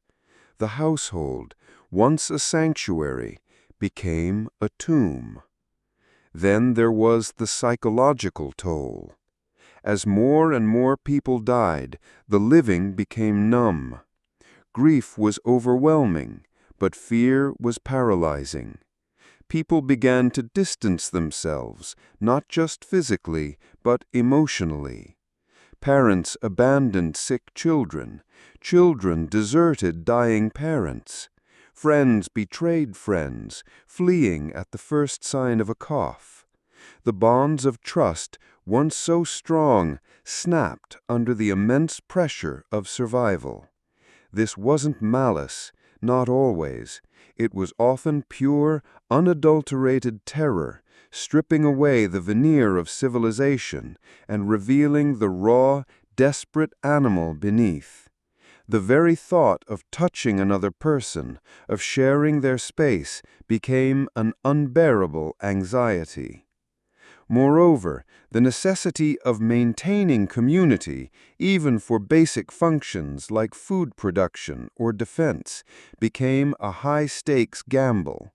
Farmers needed help with the harvest, but working side by side meant risking infection. Watchmen needed to patrol, but their shared guard posts could become death traps. Every necessary social interaction carried an implicit, terrifying risk. Your survival strategy is an exercise in solitude and strategic alliance. You must first seek extreme isolation. Build your dwelling or find one as far away from any established community as possible. The further, the better. Your ideal home is a small defensible cottage or a hidden hovel nestled deep within a secluded forest or high on a remote hillside, far from roads, common pathways, and crucially, other human habitation. This is not the time for the comforts of village life with the convenience of a market square. Your best defense is simply not being there when the plague arrives, or, failing that, being so far removed that it has no easy way to reach you. Having established this physical distance, strictly limit all non-essential contact with other human beings. Every interaction is a potential point of infection. Avoid markets, public wells, and communal gatherings of any kind. If you absolutely must venture out for supplies or information, do so at odd hours when few people are around. Communicate from a distance, perhaps shouting across a field or from behind a closed door. This means foregoing gossip, news, and most forms of social interaction that medieval life thrived on. It means living like a hermit, a solitary figure moving through a world teeming with silent threats. Furthermore, be extremely selective and cautious in forming any alliances. You cannot survive entirely alone, but choosing your companions is a life or death decision. If you must interact with others, form a tiny, unbreakable inner circle with a trusted, healthy family member or two, or perhaps one utterly reliable and equally cautious friend. And even then, maintain a degree of vigilance. Ensure that anyone within your trusted circle understands and adheres to your stringent hygiene and isolation protocols. They must be as committed to survival as you are, for one weak link could doom you all. Any shared living space should be as well ventilated as possible, and personal items should not be freely exchanged. Crucially, develop skills for self-sufficiency and resourcefulness. Since relying on a functioning community for goods and services is no longer an option, you must become adept at providing for your own needs. Learn to cultivate a small garden, to mend your own clothes, to purify your own water, to forage for wild edibles if you possess the knowledge to do so safely. The less you depend on the outside world, the less you expose yourself to its dangers. This rugged independence is your shield against a collapsing world. And perhaps the most difficult aspect, be prepared to make incredibly hard, even inhumane choices regarding the sick. If someone within your limited circle or a desperate stranger falls ill, you face a grim dilemma. Medieval people, as we have noted, often chose compassion and paid the ultimate price. Your survival dictates a colder, harder logic.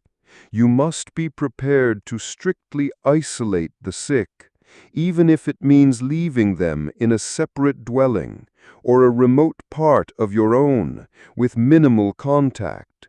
Providing food and water from a distance or through a designated, easily cleaned access point might be the only way to protect yourself. This is where your humanity will be tested to its absolute limit. A moral tightrope walk between empathy and self-preservation. This is the part of the story that no one wants to hear, but it is an undeniable reality of surviving such a catastrophe. History offers grim anecdotes of extreme measures. In some panicked villages, the sick were literally walled into their homes. In others, entire families who showed symptoms were abandoned, left to die. While such acts are horrifying to our modern sensibilities, they illustrate the desperate, brutal calculus of survival when faced with an unstoppable force. Your aim is not to become a monster, but to understand the forces at play and to find a balance that allows you to live. The Black Plague, in its merciless sweep, tore not only through bodies, but through the very fabric of human relationships. It forced individuals to confront the profound truth that sometimes the very people you loved most or the community you depended on could be your greatest, albeit unwitting, threat. This chapter is a somber reflection on the unbearable burden of isolation and the agonizing choices dictated by an existential crisis. As you drift into sleep, consider the profound irony of finding safety in solitude and the quiet, heavy weight of surviving when so many others, bound by a need for connection, perished. Economy and trade, when gold can't buy a loaf of bread. You've stoically endured the deadly perils of the plague, meticulously maintained your hygiene, deftly avoided both the dubious doctors and the frenzied, superstitious crowds, and even managed to live in isolation from the crushing chaos of societal breakdown. You've become, in your own grim right, a master of individual survival. But now, pause for a moment and look around you. It appears the very currency, The goods and services you once relied upon have rendered themselves utterly meaningless. The comforting jingle of coins no longer echoes through the deserted market square, and the once bustling trade routes now lie eerily, ominously silent. When the very foundation of the economy completely collapses under the relentless weight of death and pervasive panic, does money retain any value at all? Or are you about to confront a new, insidious threat, the complete devaluation of everything you once held dear and precious? This is a chilling question where the utter collapse of the economic system could transform you from a cunning survivor into a state of abject poverty, even if your purse still bulged with gold. Let us step with a sense of historical gravitas into the intricate world of the medieval economy, both before and during the harrowing era of the Black Death. This was a world where currency wasn't merely confined to minted coins and tangible goods, but extended to the very sinews of human labor, the bedrock of mutual trust, and the intricate web of social relationships that bound communities together. The economic system was predominantly agrarian, deeply rooted in feudal manorial estates, with localized trade playing a significant, albeit limited role. Large cities served as vital hubs for commerce and skilled craftsmanship, but international trade networks, while present, were rudimentary compared to their modern counterparts. When death, with its insatiable appetite, began to knock on every door, every single facet of this delicate, interconnected system was brutally and mercilessly shattered. The economic annihilation. First and foremost, we must address the catastrophic and pervasive labor shortage. This was the initial, most direct, and ultimately fatal blow to the entire economic structure. Millions upon millions of people dying meant quite simply that there were no longer enough peasants to till the fields, not enough artisans to produce vital goods, and tragically, not enough able-bodied individuals left to transport them. Vast swaths of fertile farmland lay abandoned, the precious crops rotting unharvested in the fields, destined to feed only the desperate insects. Workshops, once bustling with activity, fell eerily silent, devoid of weavers, blacksmiths, or carpenters. This crippling scarcity of labor was the direct, undeniable cause of the acute shortage of virtually all goods and services. This profound labor crisis was rapidly compounded by the utter breakdown of supply chains and the entire apparatus of trade. Roads, already notoriously unsafe due to bandits and poor maintenance, now became eerily deserted and infinitely more perilous. Merchants, if they survived, dared not risk their lives to transport goods through plague-ridden regions. Major seaports, once vibrant gateways to distant lands, either lay deserted or saw their bustling activity wither into an unnerving silence as ships lay idle, their crews dead or too terrified to sail. This meant that even if some essential goods still existed somewhere, perhaps in a distant, unaffected village, they simply could not reach those who desperately needed them. The isolation of various regions exacerbated the existing shortages, creating fragmented, desperate pockets of survival. The inevitable consequence of this severe scarcity was runaway inflation and the dramatic devaluation of currency. With goods and services becoming terrifyingly rare, their prices skyrocketed to utterly irrational levels. A single loaf of bread might suddenly command the price of a week's labor, if such labor could even be found. Gold and silver, while still intrinsically precious metals, saw their purchasing power plummet into irrelevance because there was simply nothing tangible to purchase with them. People would rather possess a modest sack of wheat than a purse brimming with gold coins. Money, which served as the medium of exchange in normal times, became utterly useless when there were no goods to exchange it for. A wealthy individual could literally starve to death, even with hundreds of gold pieces in their coffers, simply because there was no one left to sell them the vital necessities. Another frightening dimension of the economic collapse was the shattering of the feudal and serfdom systems. As vast numbers of serfs and peasants perished, those who miraculously survived suddenly found their labor to be immensely valuable. They were now in a position to demand significantly better terms for their work, or they might simply abandon their traditional feudal obligations altogether, fleeing to seek a freer, potentially more prosperous life elsewhere. This dramatic shift profoundly undermined the traditional power of the lords and landowners, effectively dismantling the ancient social and economic structures.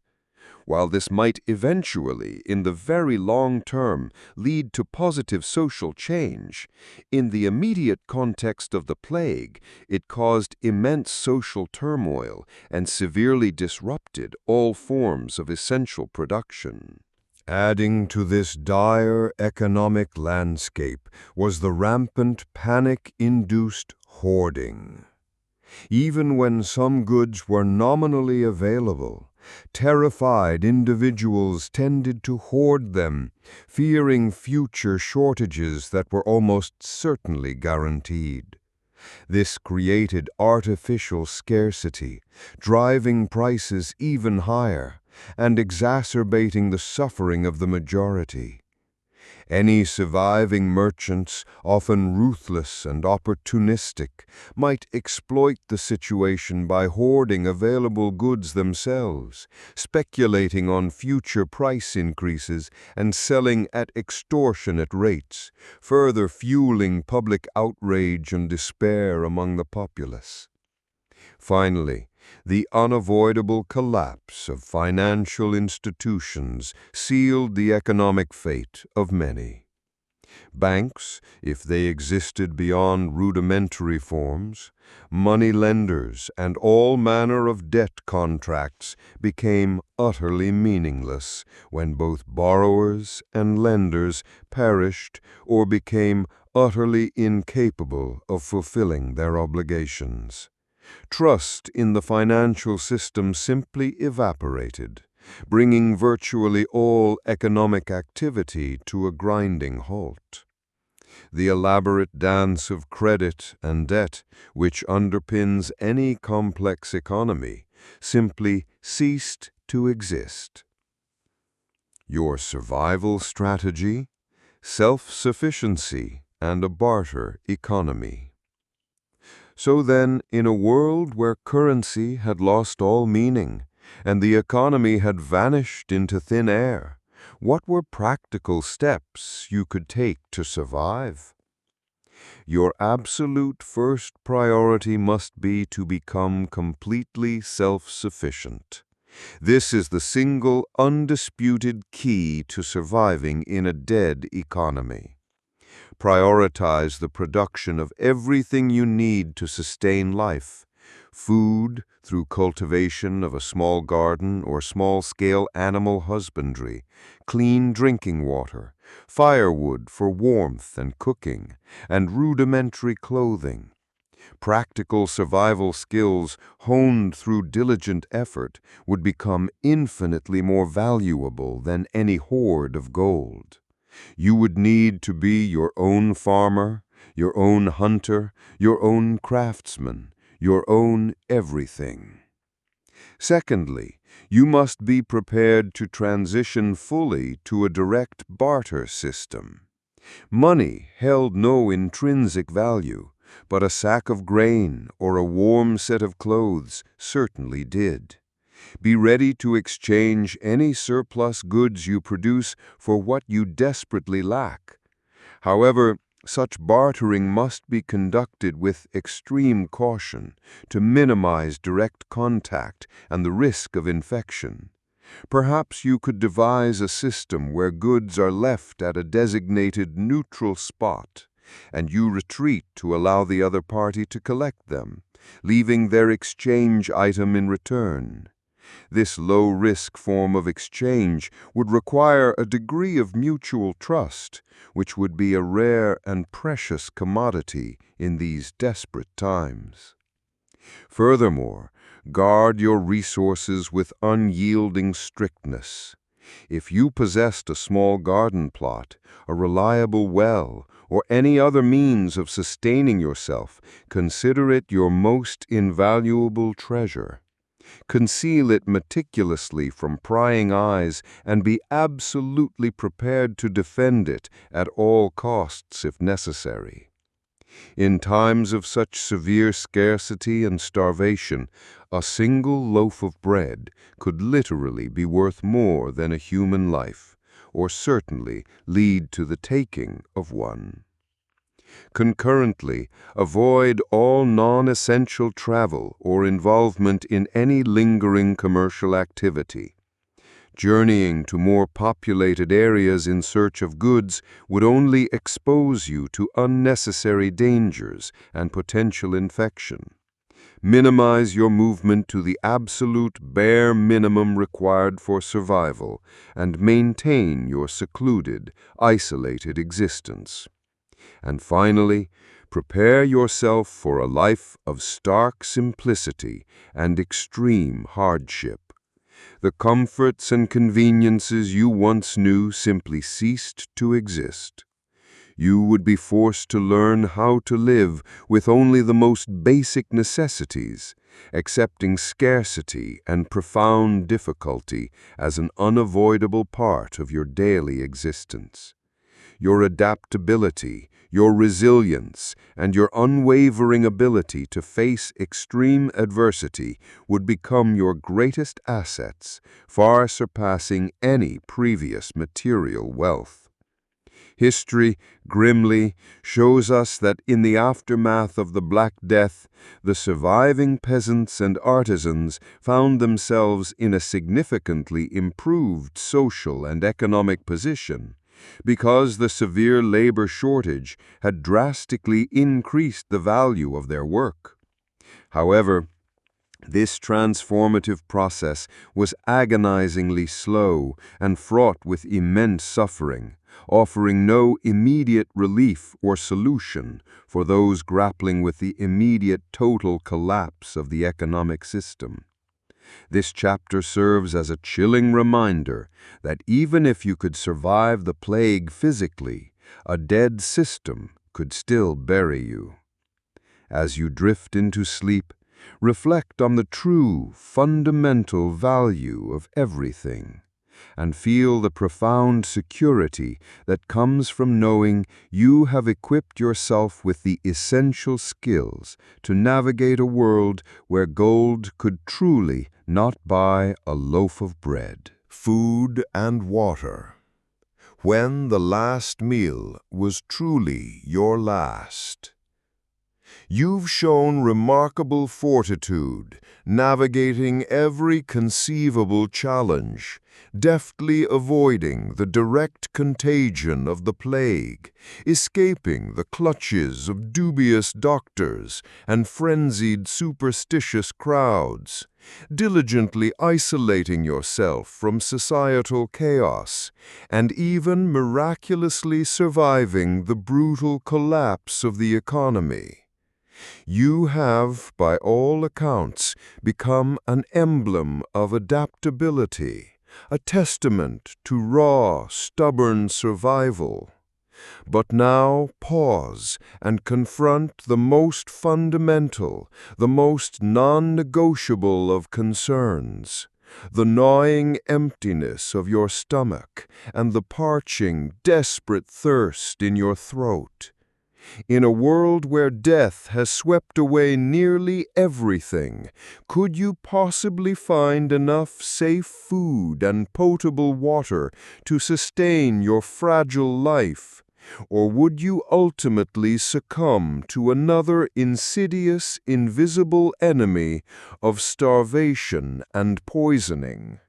This is a chilling question where the sheer scarcity of basic resources could transform you from a resilient survivor into a helpless victim of profound deprivation. Let us contemplate the immense and often insurmountable challenges of securing safe food and potable water during the harrowing era of the Black Death.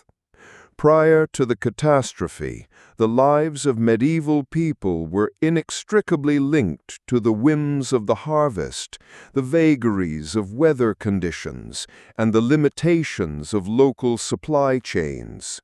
Their diet was largely agrarian, heavily reliant on staple grains used to make bread and porridge, garden-grown vegetables, and a modest amount of meat from livestock or occasional hunting. Water was typically drawn from wells, rivers, and streams, without any comprehension whatsoever of modern filtration or sterilization techniques.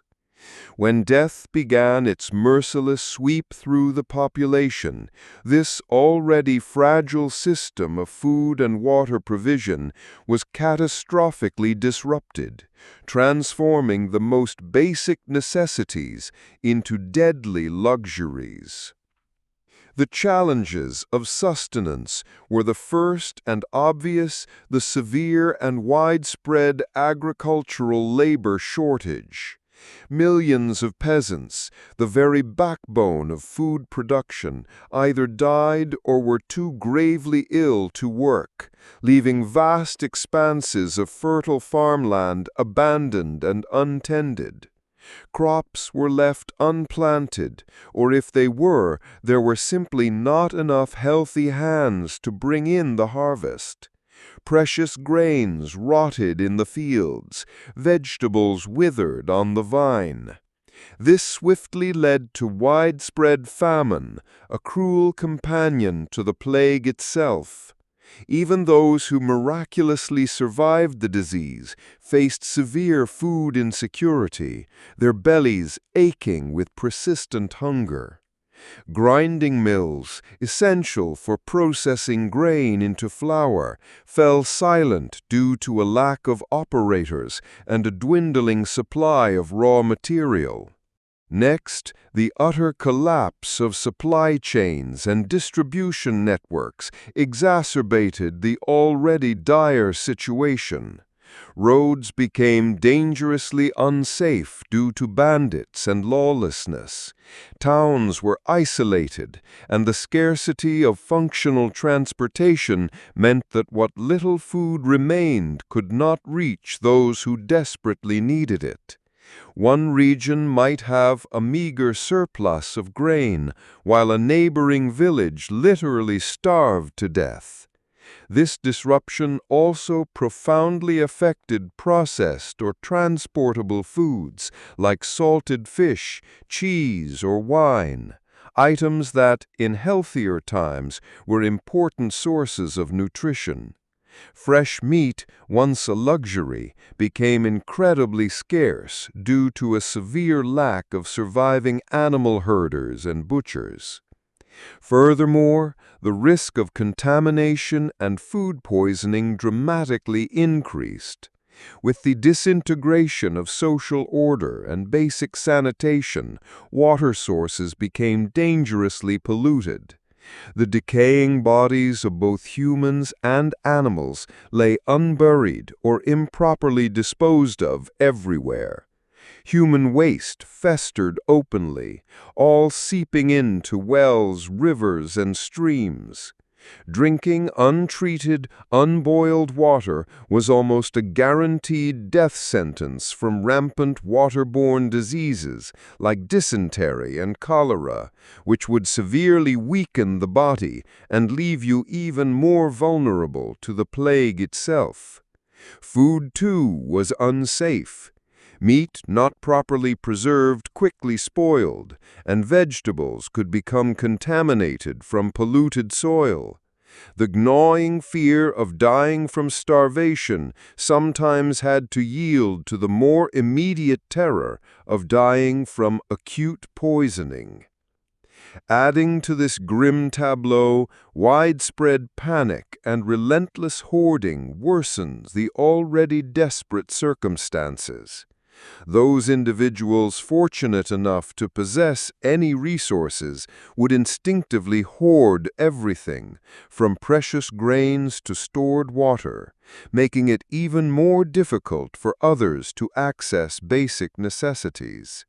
Markets, if they still functioned at all, would sell what little stock they had at exorbitant, unaffordable prices, or peddled goods of dubious quality, often contaminated. Desperation could drive people to consume anything they could get their hands on, including spoiled or even genuinely poisonous foodstuffs, simply to quiet the agonizing pangs of hunger.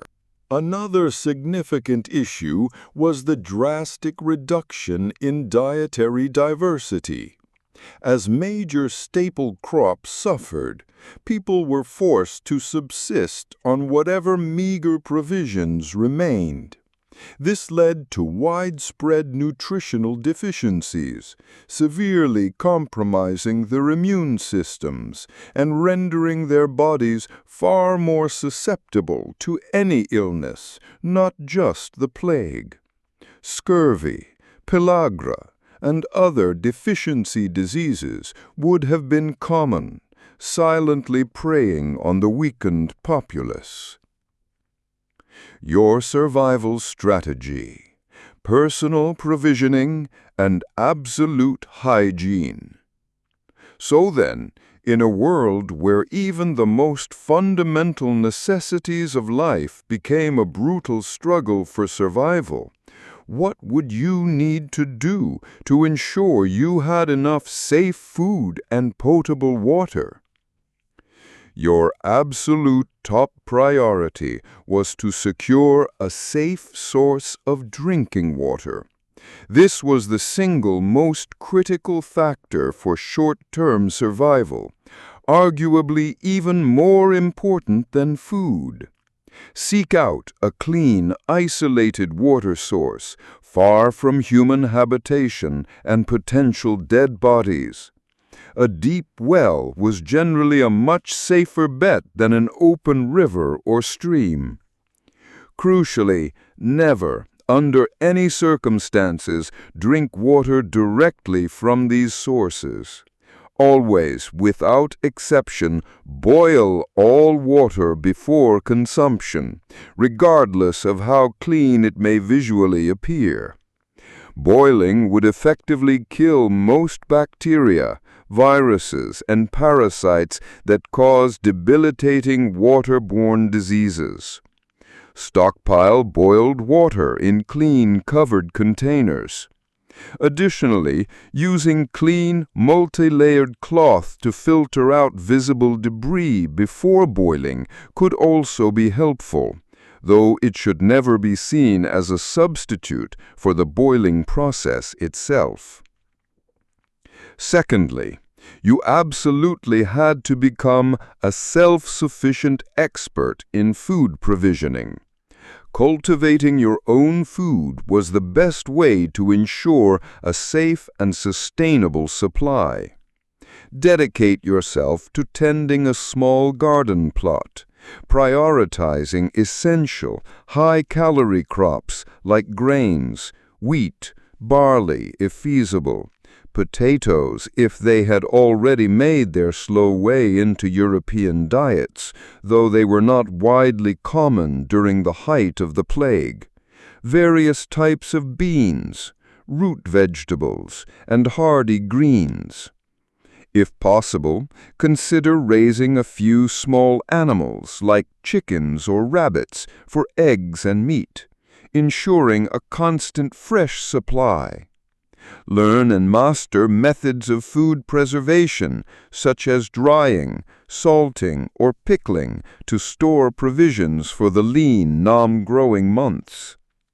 Hunting and foraging could supplement your diet, but exercise extreme caution with anything you consume from the wild, as some plants or mushrooms are highly poisonous.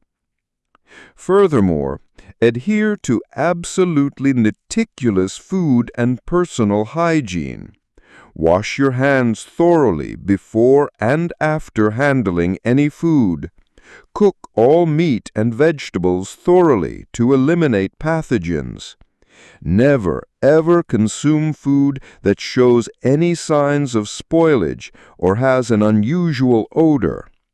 Keep your food preparation area impeccably clean, far away from animal waste or garbage. This would not only prevent direct food poisoning, but also reduce the risk of secondary infections, keeping your immune system strong and ready to fight off the plague.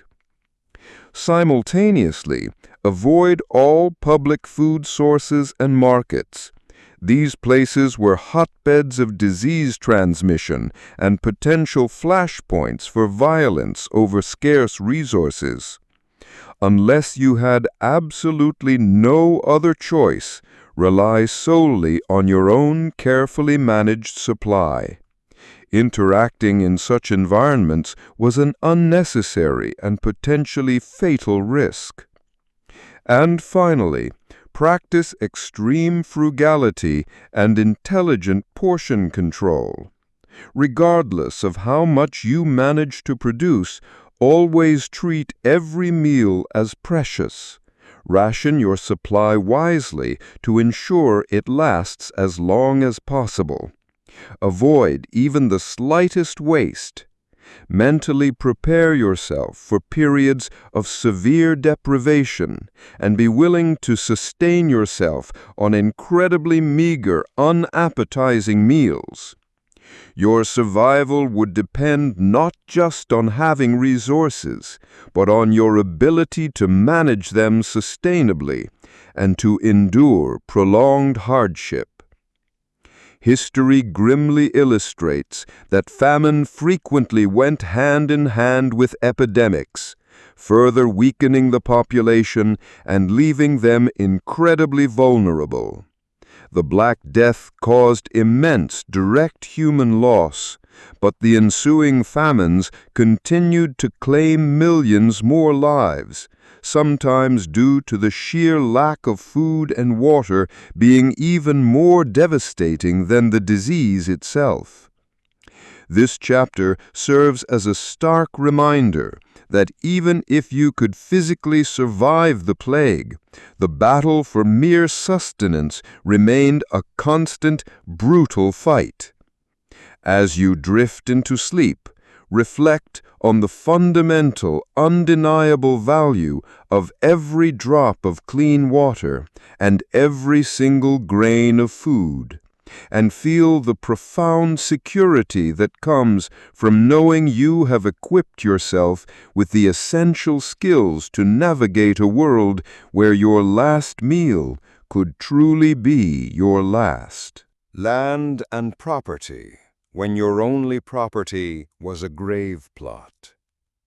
You've stoically navigated the most brutal trials imaginable, escaping the direct clutches of the plague, eluding the dubious doctors and frenzied superstitious crowds, diligently isolating yourself from the creeping tendrils of societal chaos, and even miraculously surviving the brutal collapse of the economy and the gnawing pangs of famine. You have, by every measure, proven yourself a tenacious survivor, a veritable master of desperate self-sufficiency. But now, As your eyes survey the vast abandoned fields, the eerily silent empty houses, and piles of unclaimed possessions, a chilling new question inevitably arises. Do those parcels of land and those piles of property truly belong to you now? Or will they merely become the insidious source of fresh conflict and even greater trouble?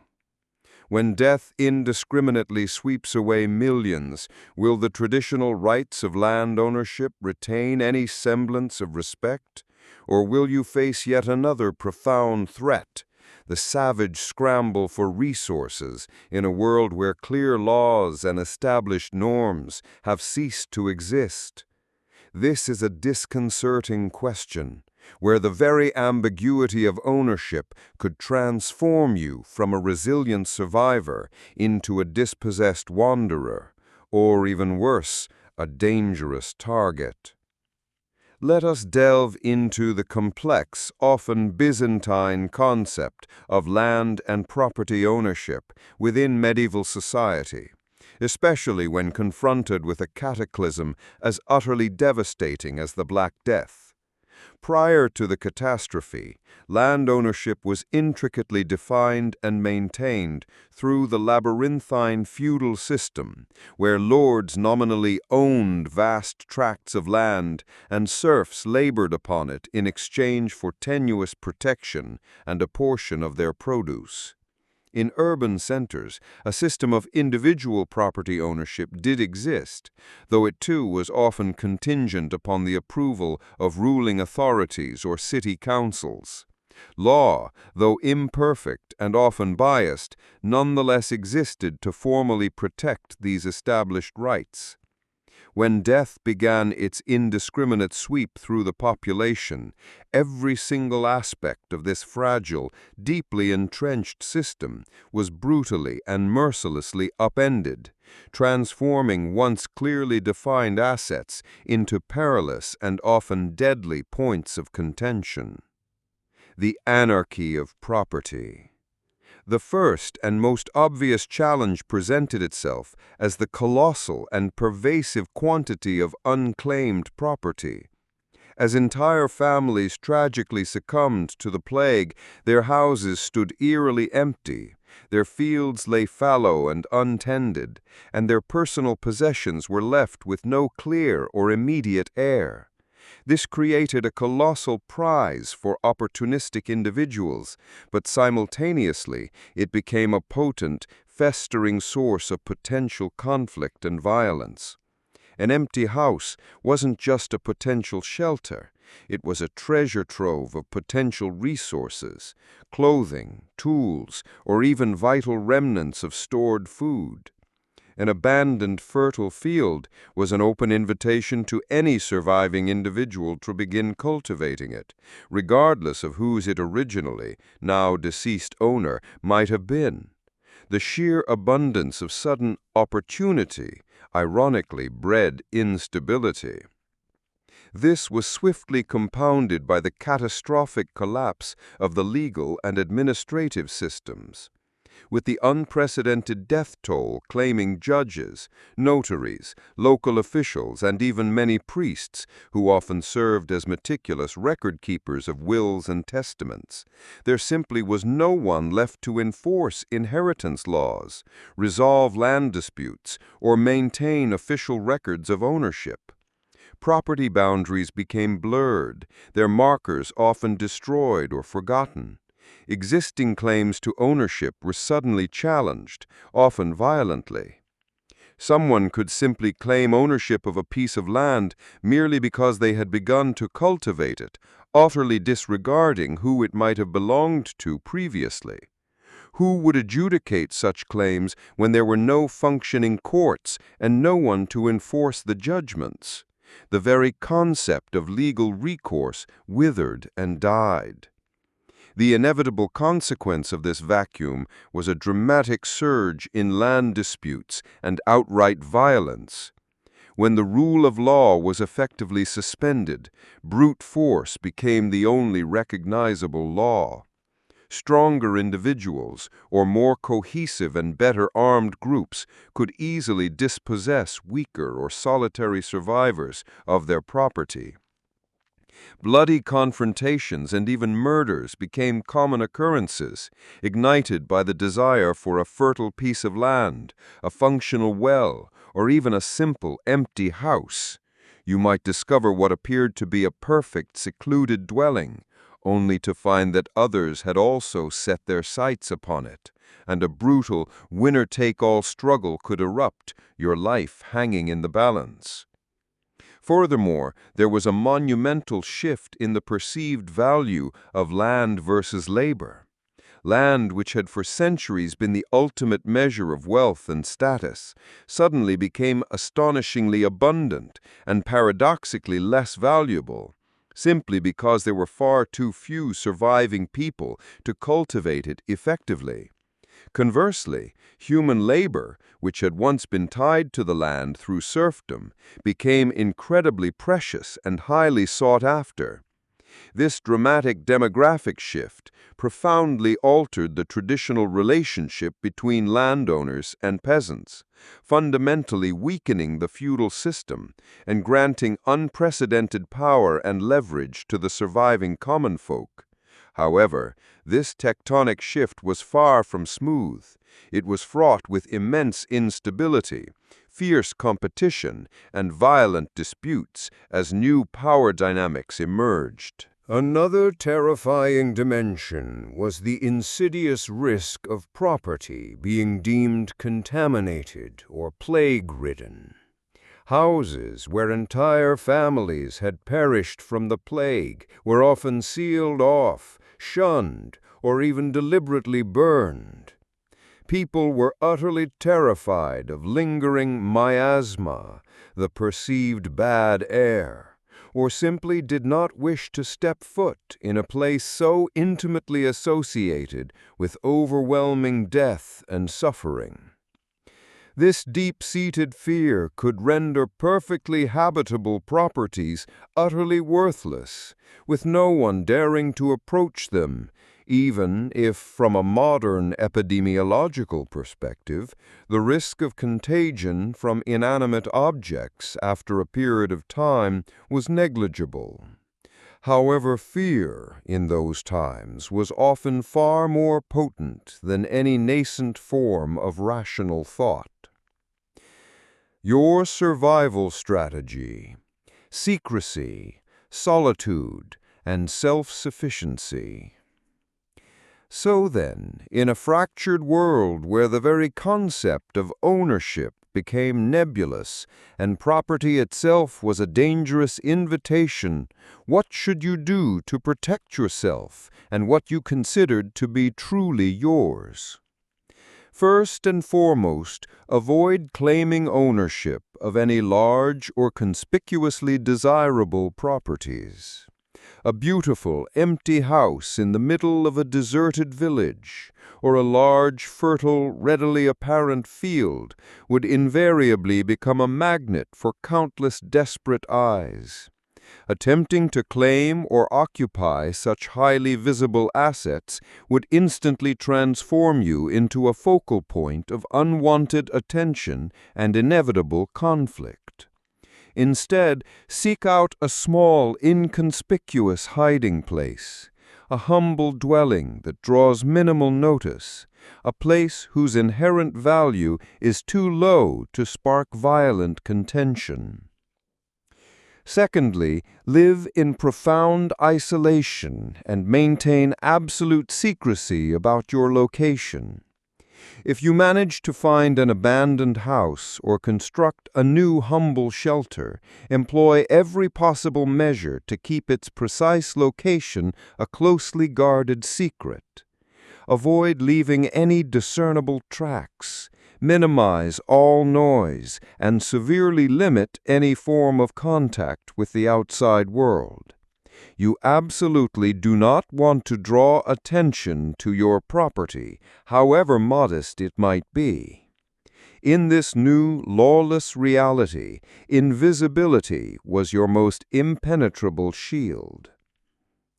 Furthermore, Prioritize mobile and essential resources over fixed assets. In these desperate times, a small bag of heirloom seeds, a well-sharpened knife, or a jug of purified water held infinitely more value than a grand empty house or a large contested plot of land. Focus your energy on acquiring, hoarding, and protecting those items that you could easily carry and utilize for your immediate self-sufficiency. Fixed assets were inherently vulnerable to dispute and incredibly difficult to defend without overwhelming force. Concurrently, avoid all forms of property disputes or confrontations at any cost.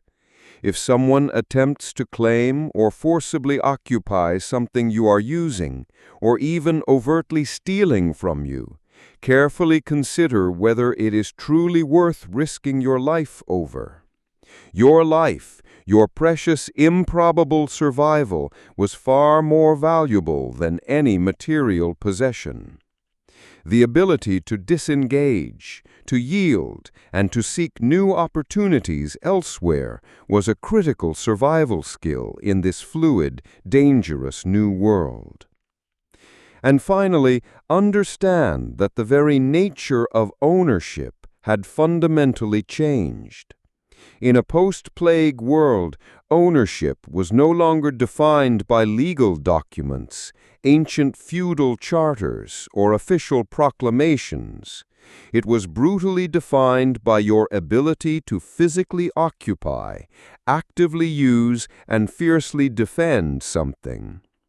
A piece of land was only truly yours if you could cultivate it without being driven off by force, and a house was only yours if you could inhabit it without being forcibly expelled.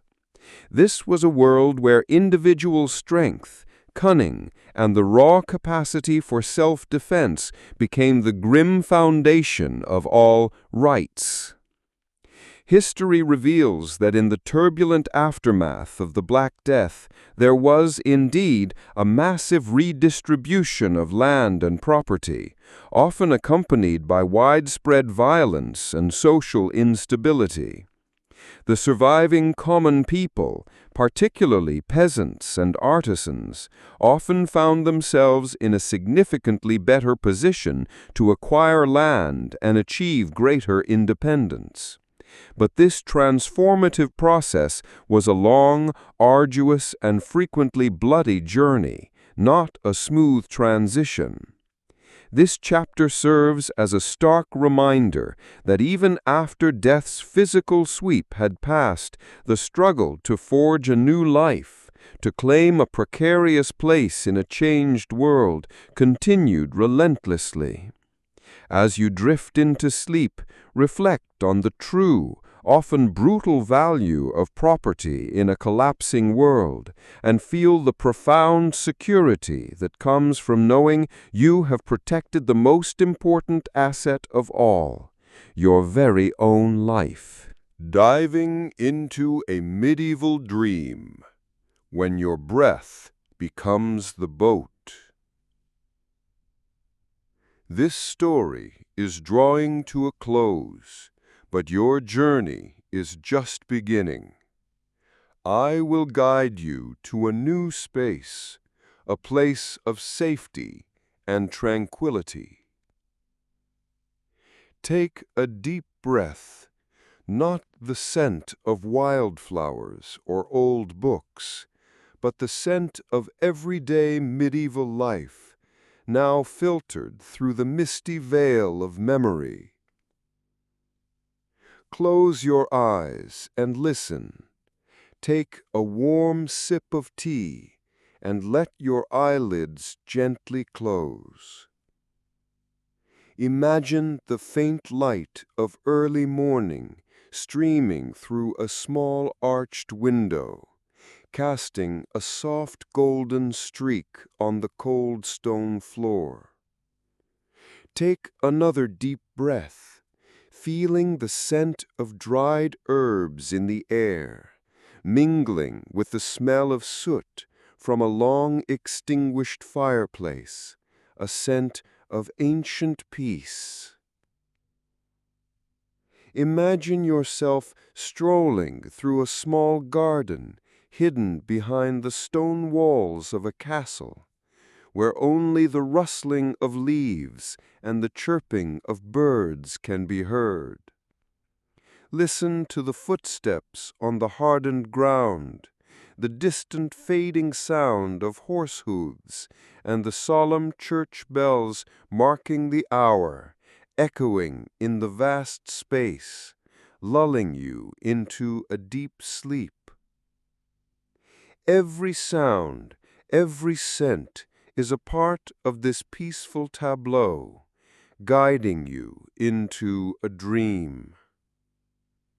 You are in that ancient garden where time seems to stand still. Feel the gentle breeze caress your skin, carrying the cool mist from the night's lingering dew on the leaves. The rustling leaves are like soft whispers, a symphony of nature, gently lulling you deeper. In the distance, the gentle gurgle of a small stream, that clear sound like a lullaby from the earth and sky, softly washing away all worries from your mind. Close your eyes and let your mind drift over golden wheat fields under the gentle light of a medieval afternoon sun. The scent of damp earth and young grass wafts through the air, a scent of life, of surprising peace. You can hear the buzzing of insects, the chirping of crickets, tiny sounds that nonetheless create a vast, serene space. Now shift to the image of a small village, nestled in a lush green valley. The humble thatched-roofed houses, nestled under the shade of ancient linden trees, seem to whisper tales from ages past.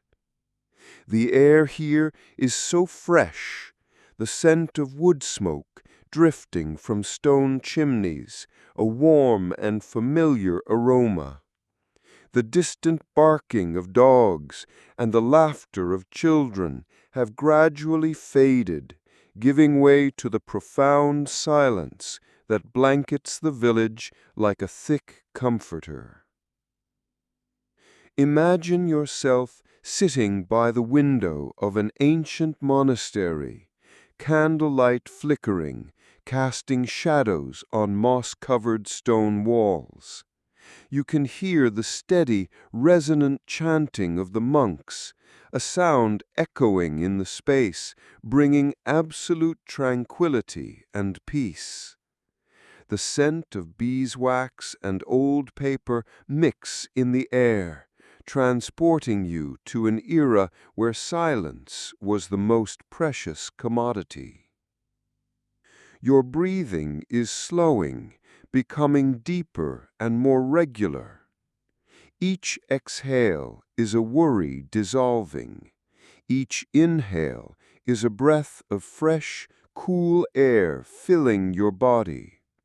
Feel the pleasant weight of your body on the soft bed, the relaxation spreading from the top of your head to the tips of your toes. Picture yourself walking along a mist-covered path in the early morning. On either side of the path, ancient trees stand tall, their branches intertwining to form a cool green canopy. Birds chirp sweetly from above, gentle melodies of dawn guiding your mind. You can smell the damp earth, the decaying wood, and the forest mushrooms, a blend of wild and pure nature. The path winds like a silk ribbon through the hillside, leading you deeper into a world of stillness and reverie. continue your journey on a small wooden boat, gliding gently on the mirror-smooth surface of a lake. The full moon's light reflects shimmering on the water, creating an ethereal and poetic scene. The gentle splash of the oar, rhythmic, as if counting the peaceful moments of life. The air is cool, carrying moisture from the lake, caressing your skin, bringing you into a state of absolute relaxation. Let your mind be like a bird, soaring over a lush green hill where sheep graze peacefully. The gentle jingle of bells from the necks of the small sheep echoes in the quiet space, a rustic and familiar sound. You can feel the warm afternoon sun caressing your skin, bringing warmth and peace. Now you are in an ancient library, where old books are stacked high on dark wooden shelves. The scent of old paper, leather, and the dust of time fills the air, an aroma of knowledge and stillness. The gentle rustle of turning pages, the soft scratch of a quill on paper, all blend together, creating an ideal space for your mind to gradually sink into sleep. Your breathing is becoming deeper and more regular. You feel your body completely relaxed, every muscle loosened. Your mind is gently drifting away, leaving behind all thoughts, all the worries of life.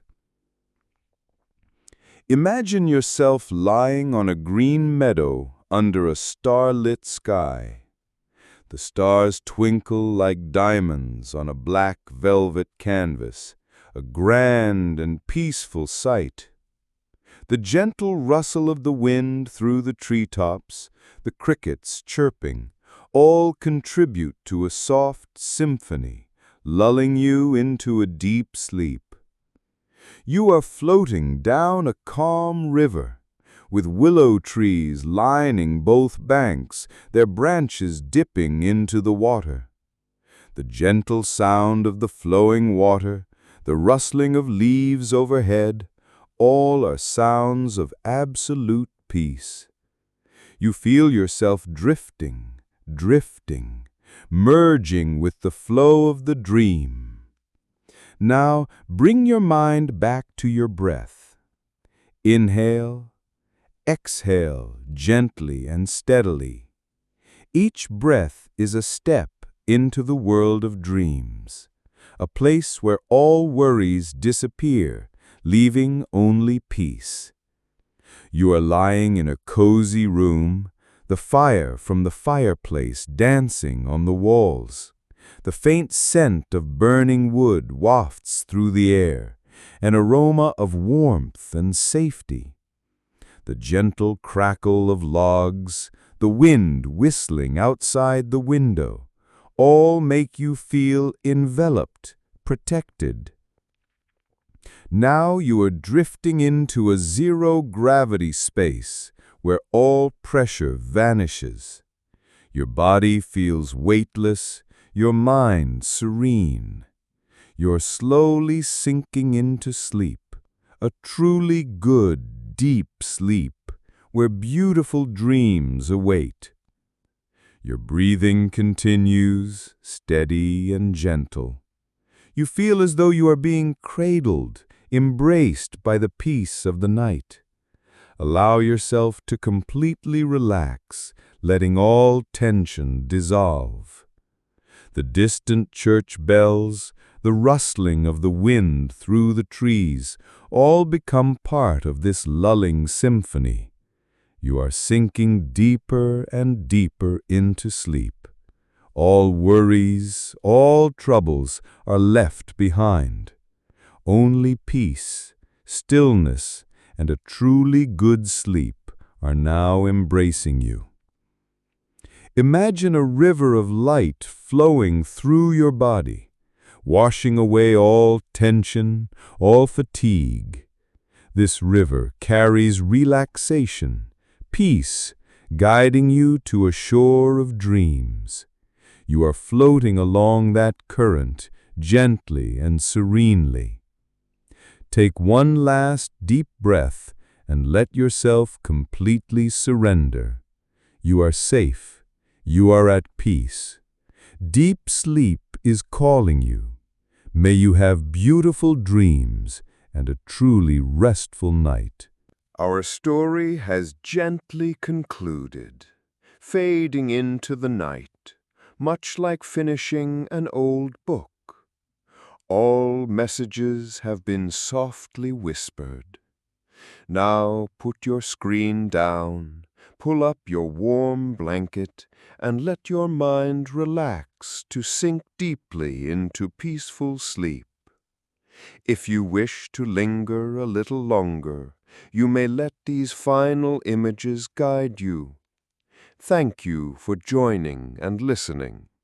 If you found peace here, please remember to like, subscribe, and share your thoughts. Wishing you a truly good sleep and a very gentle night.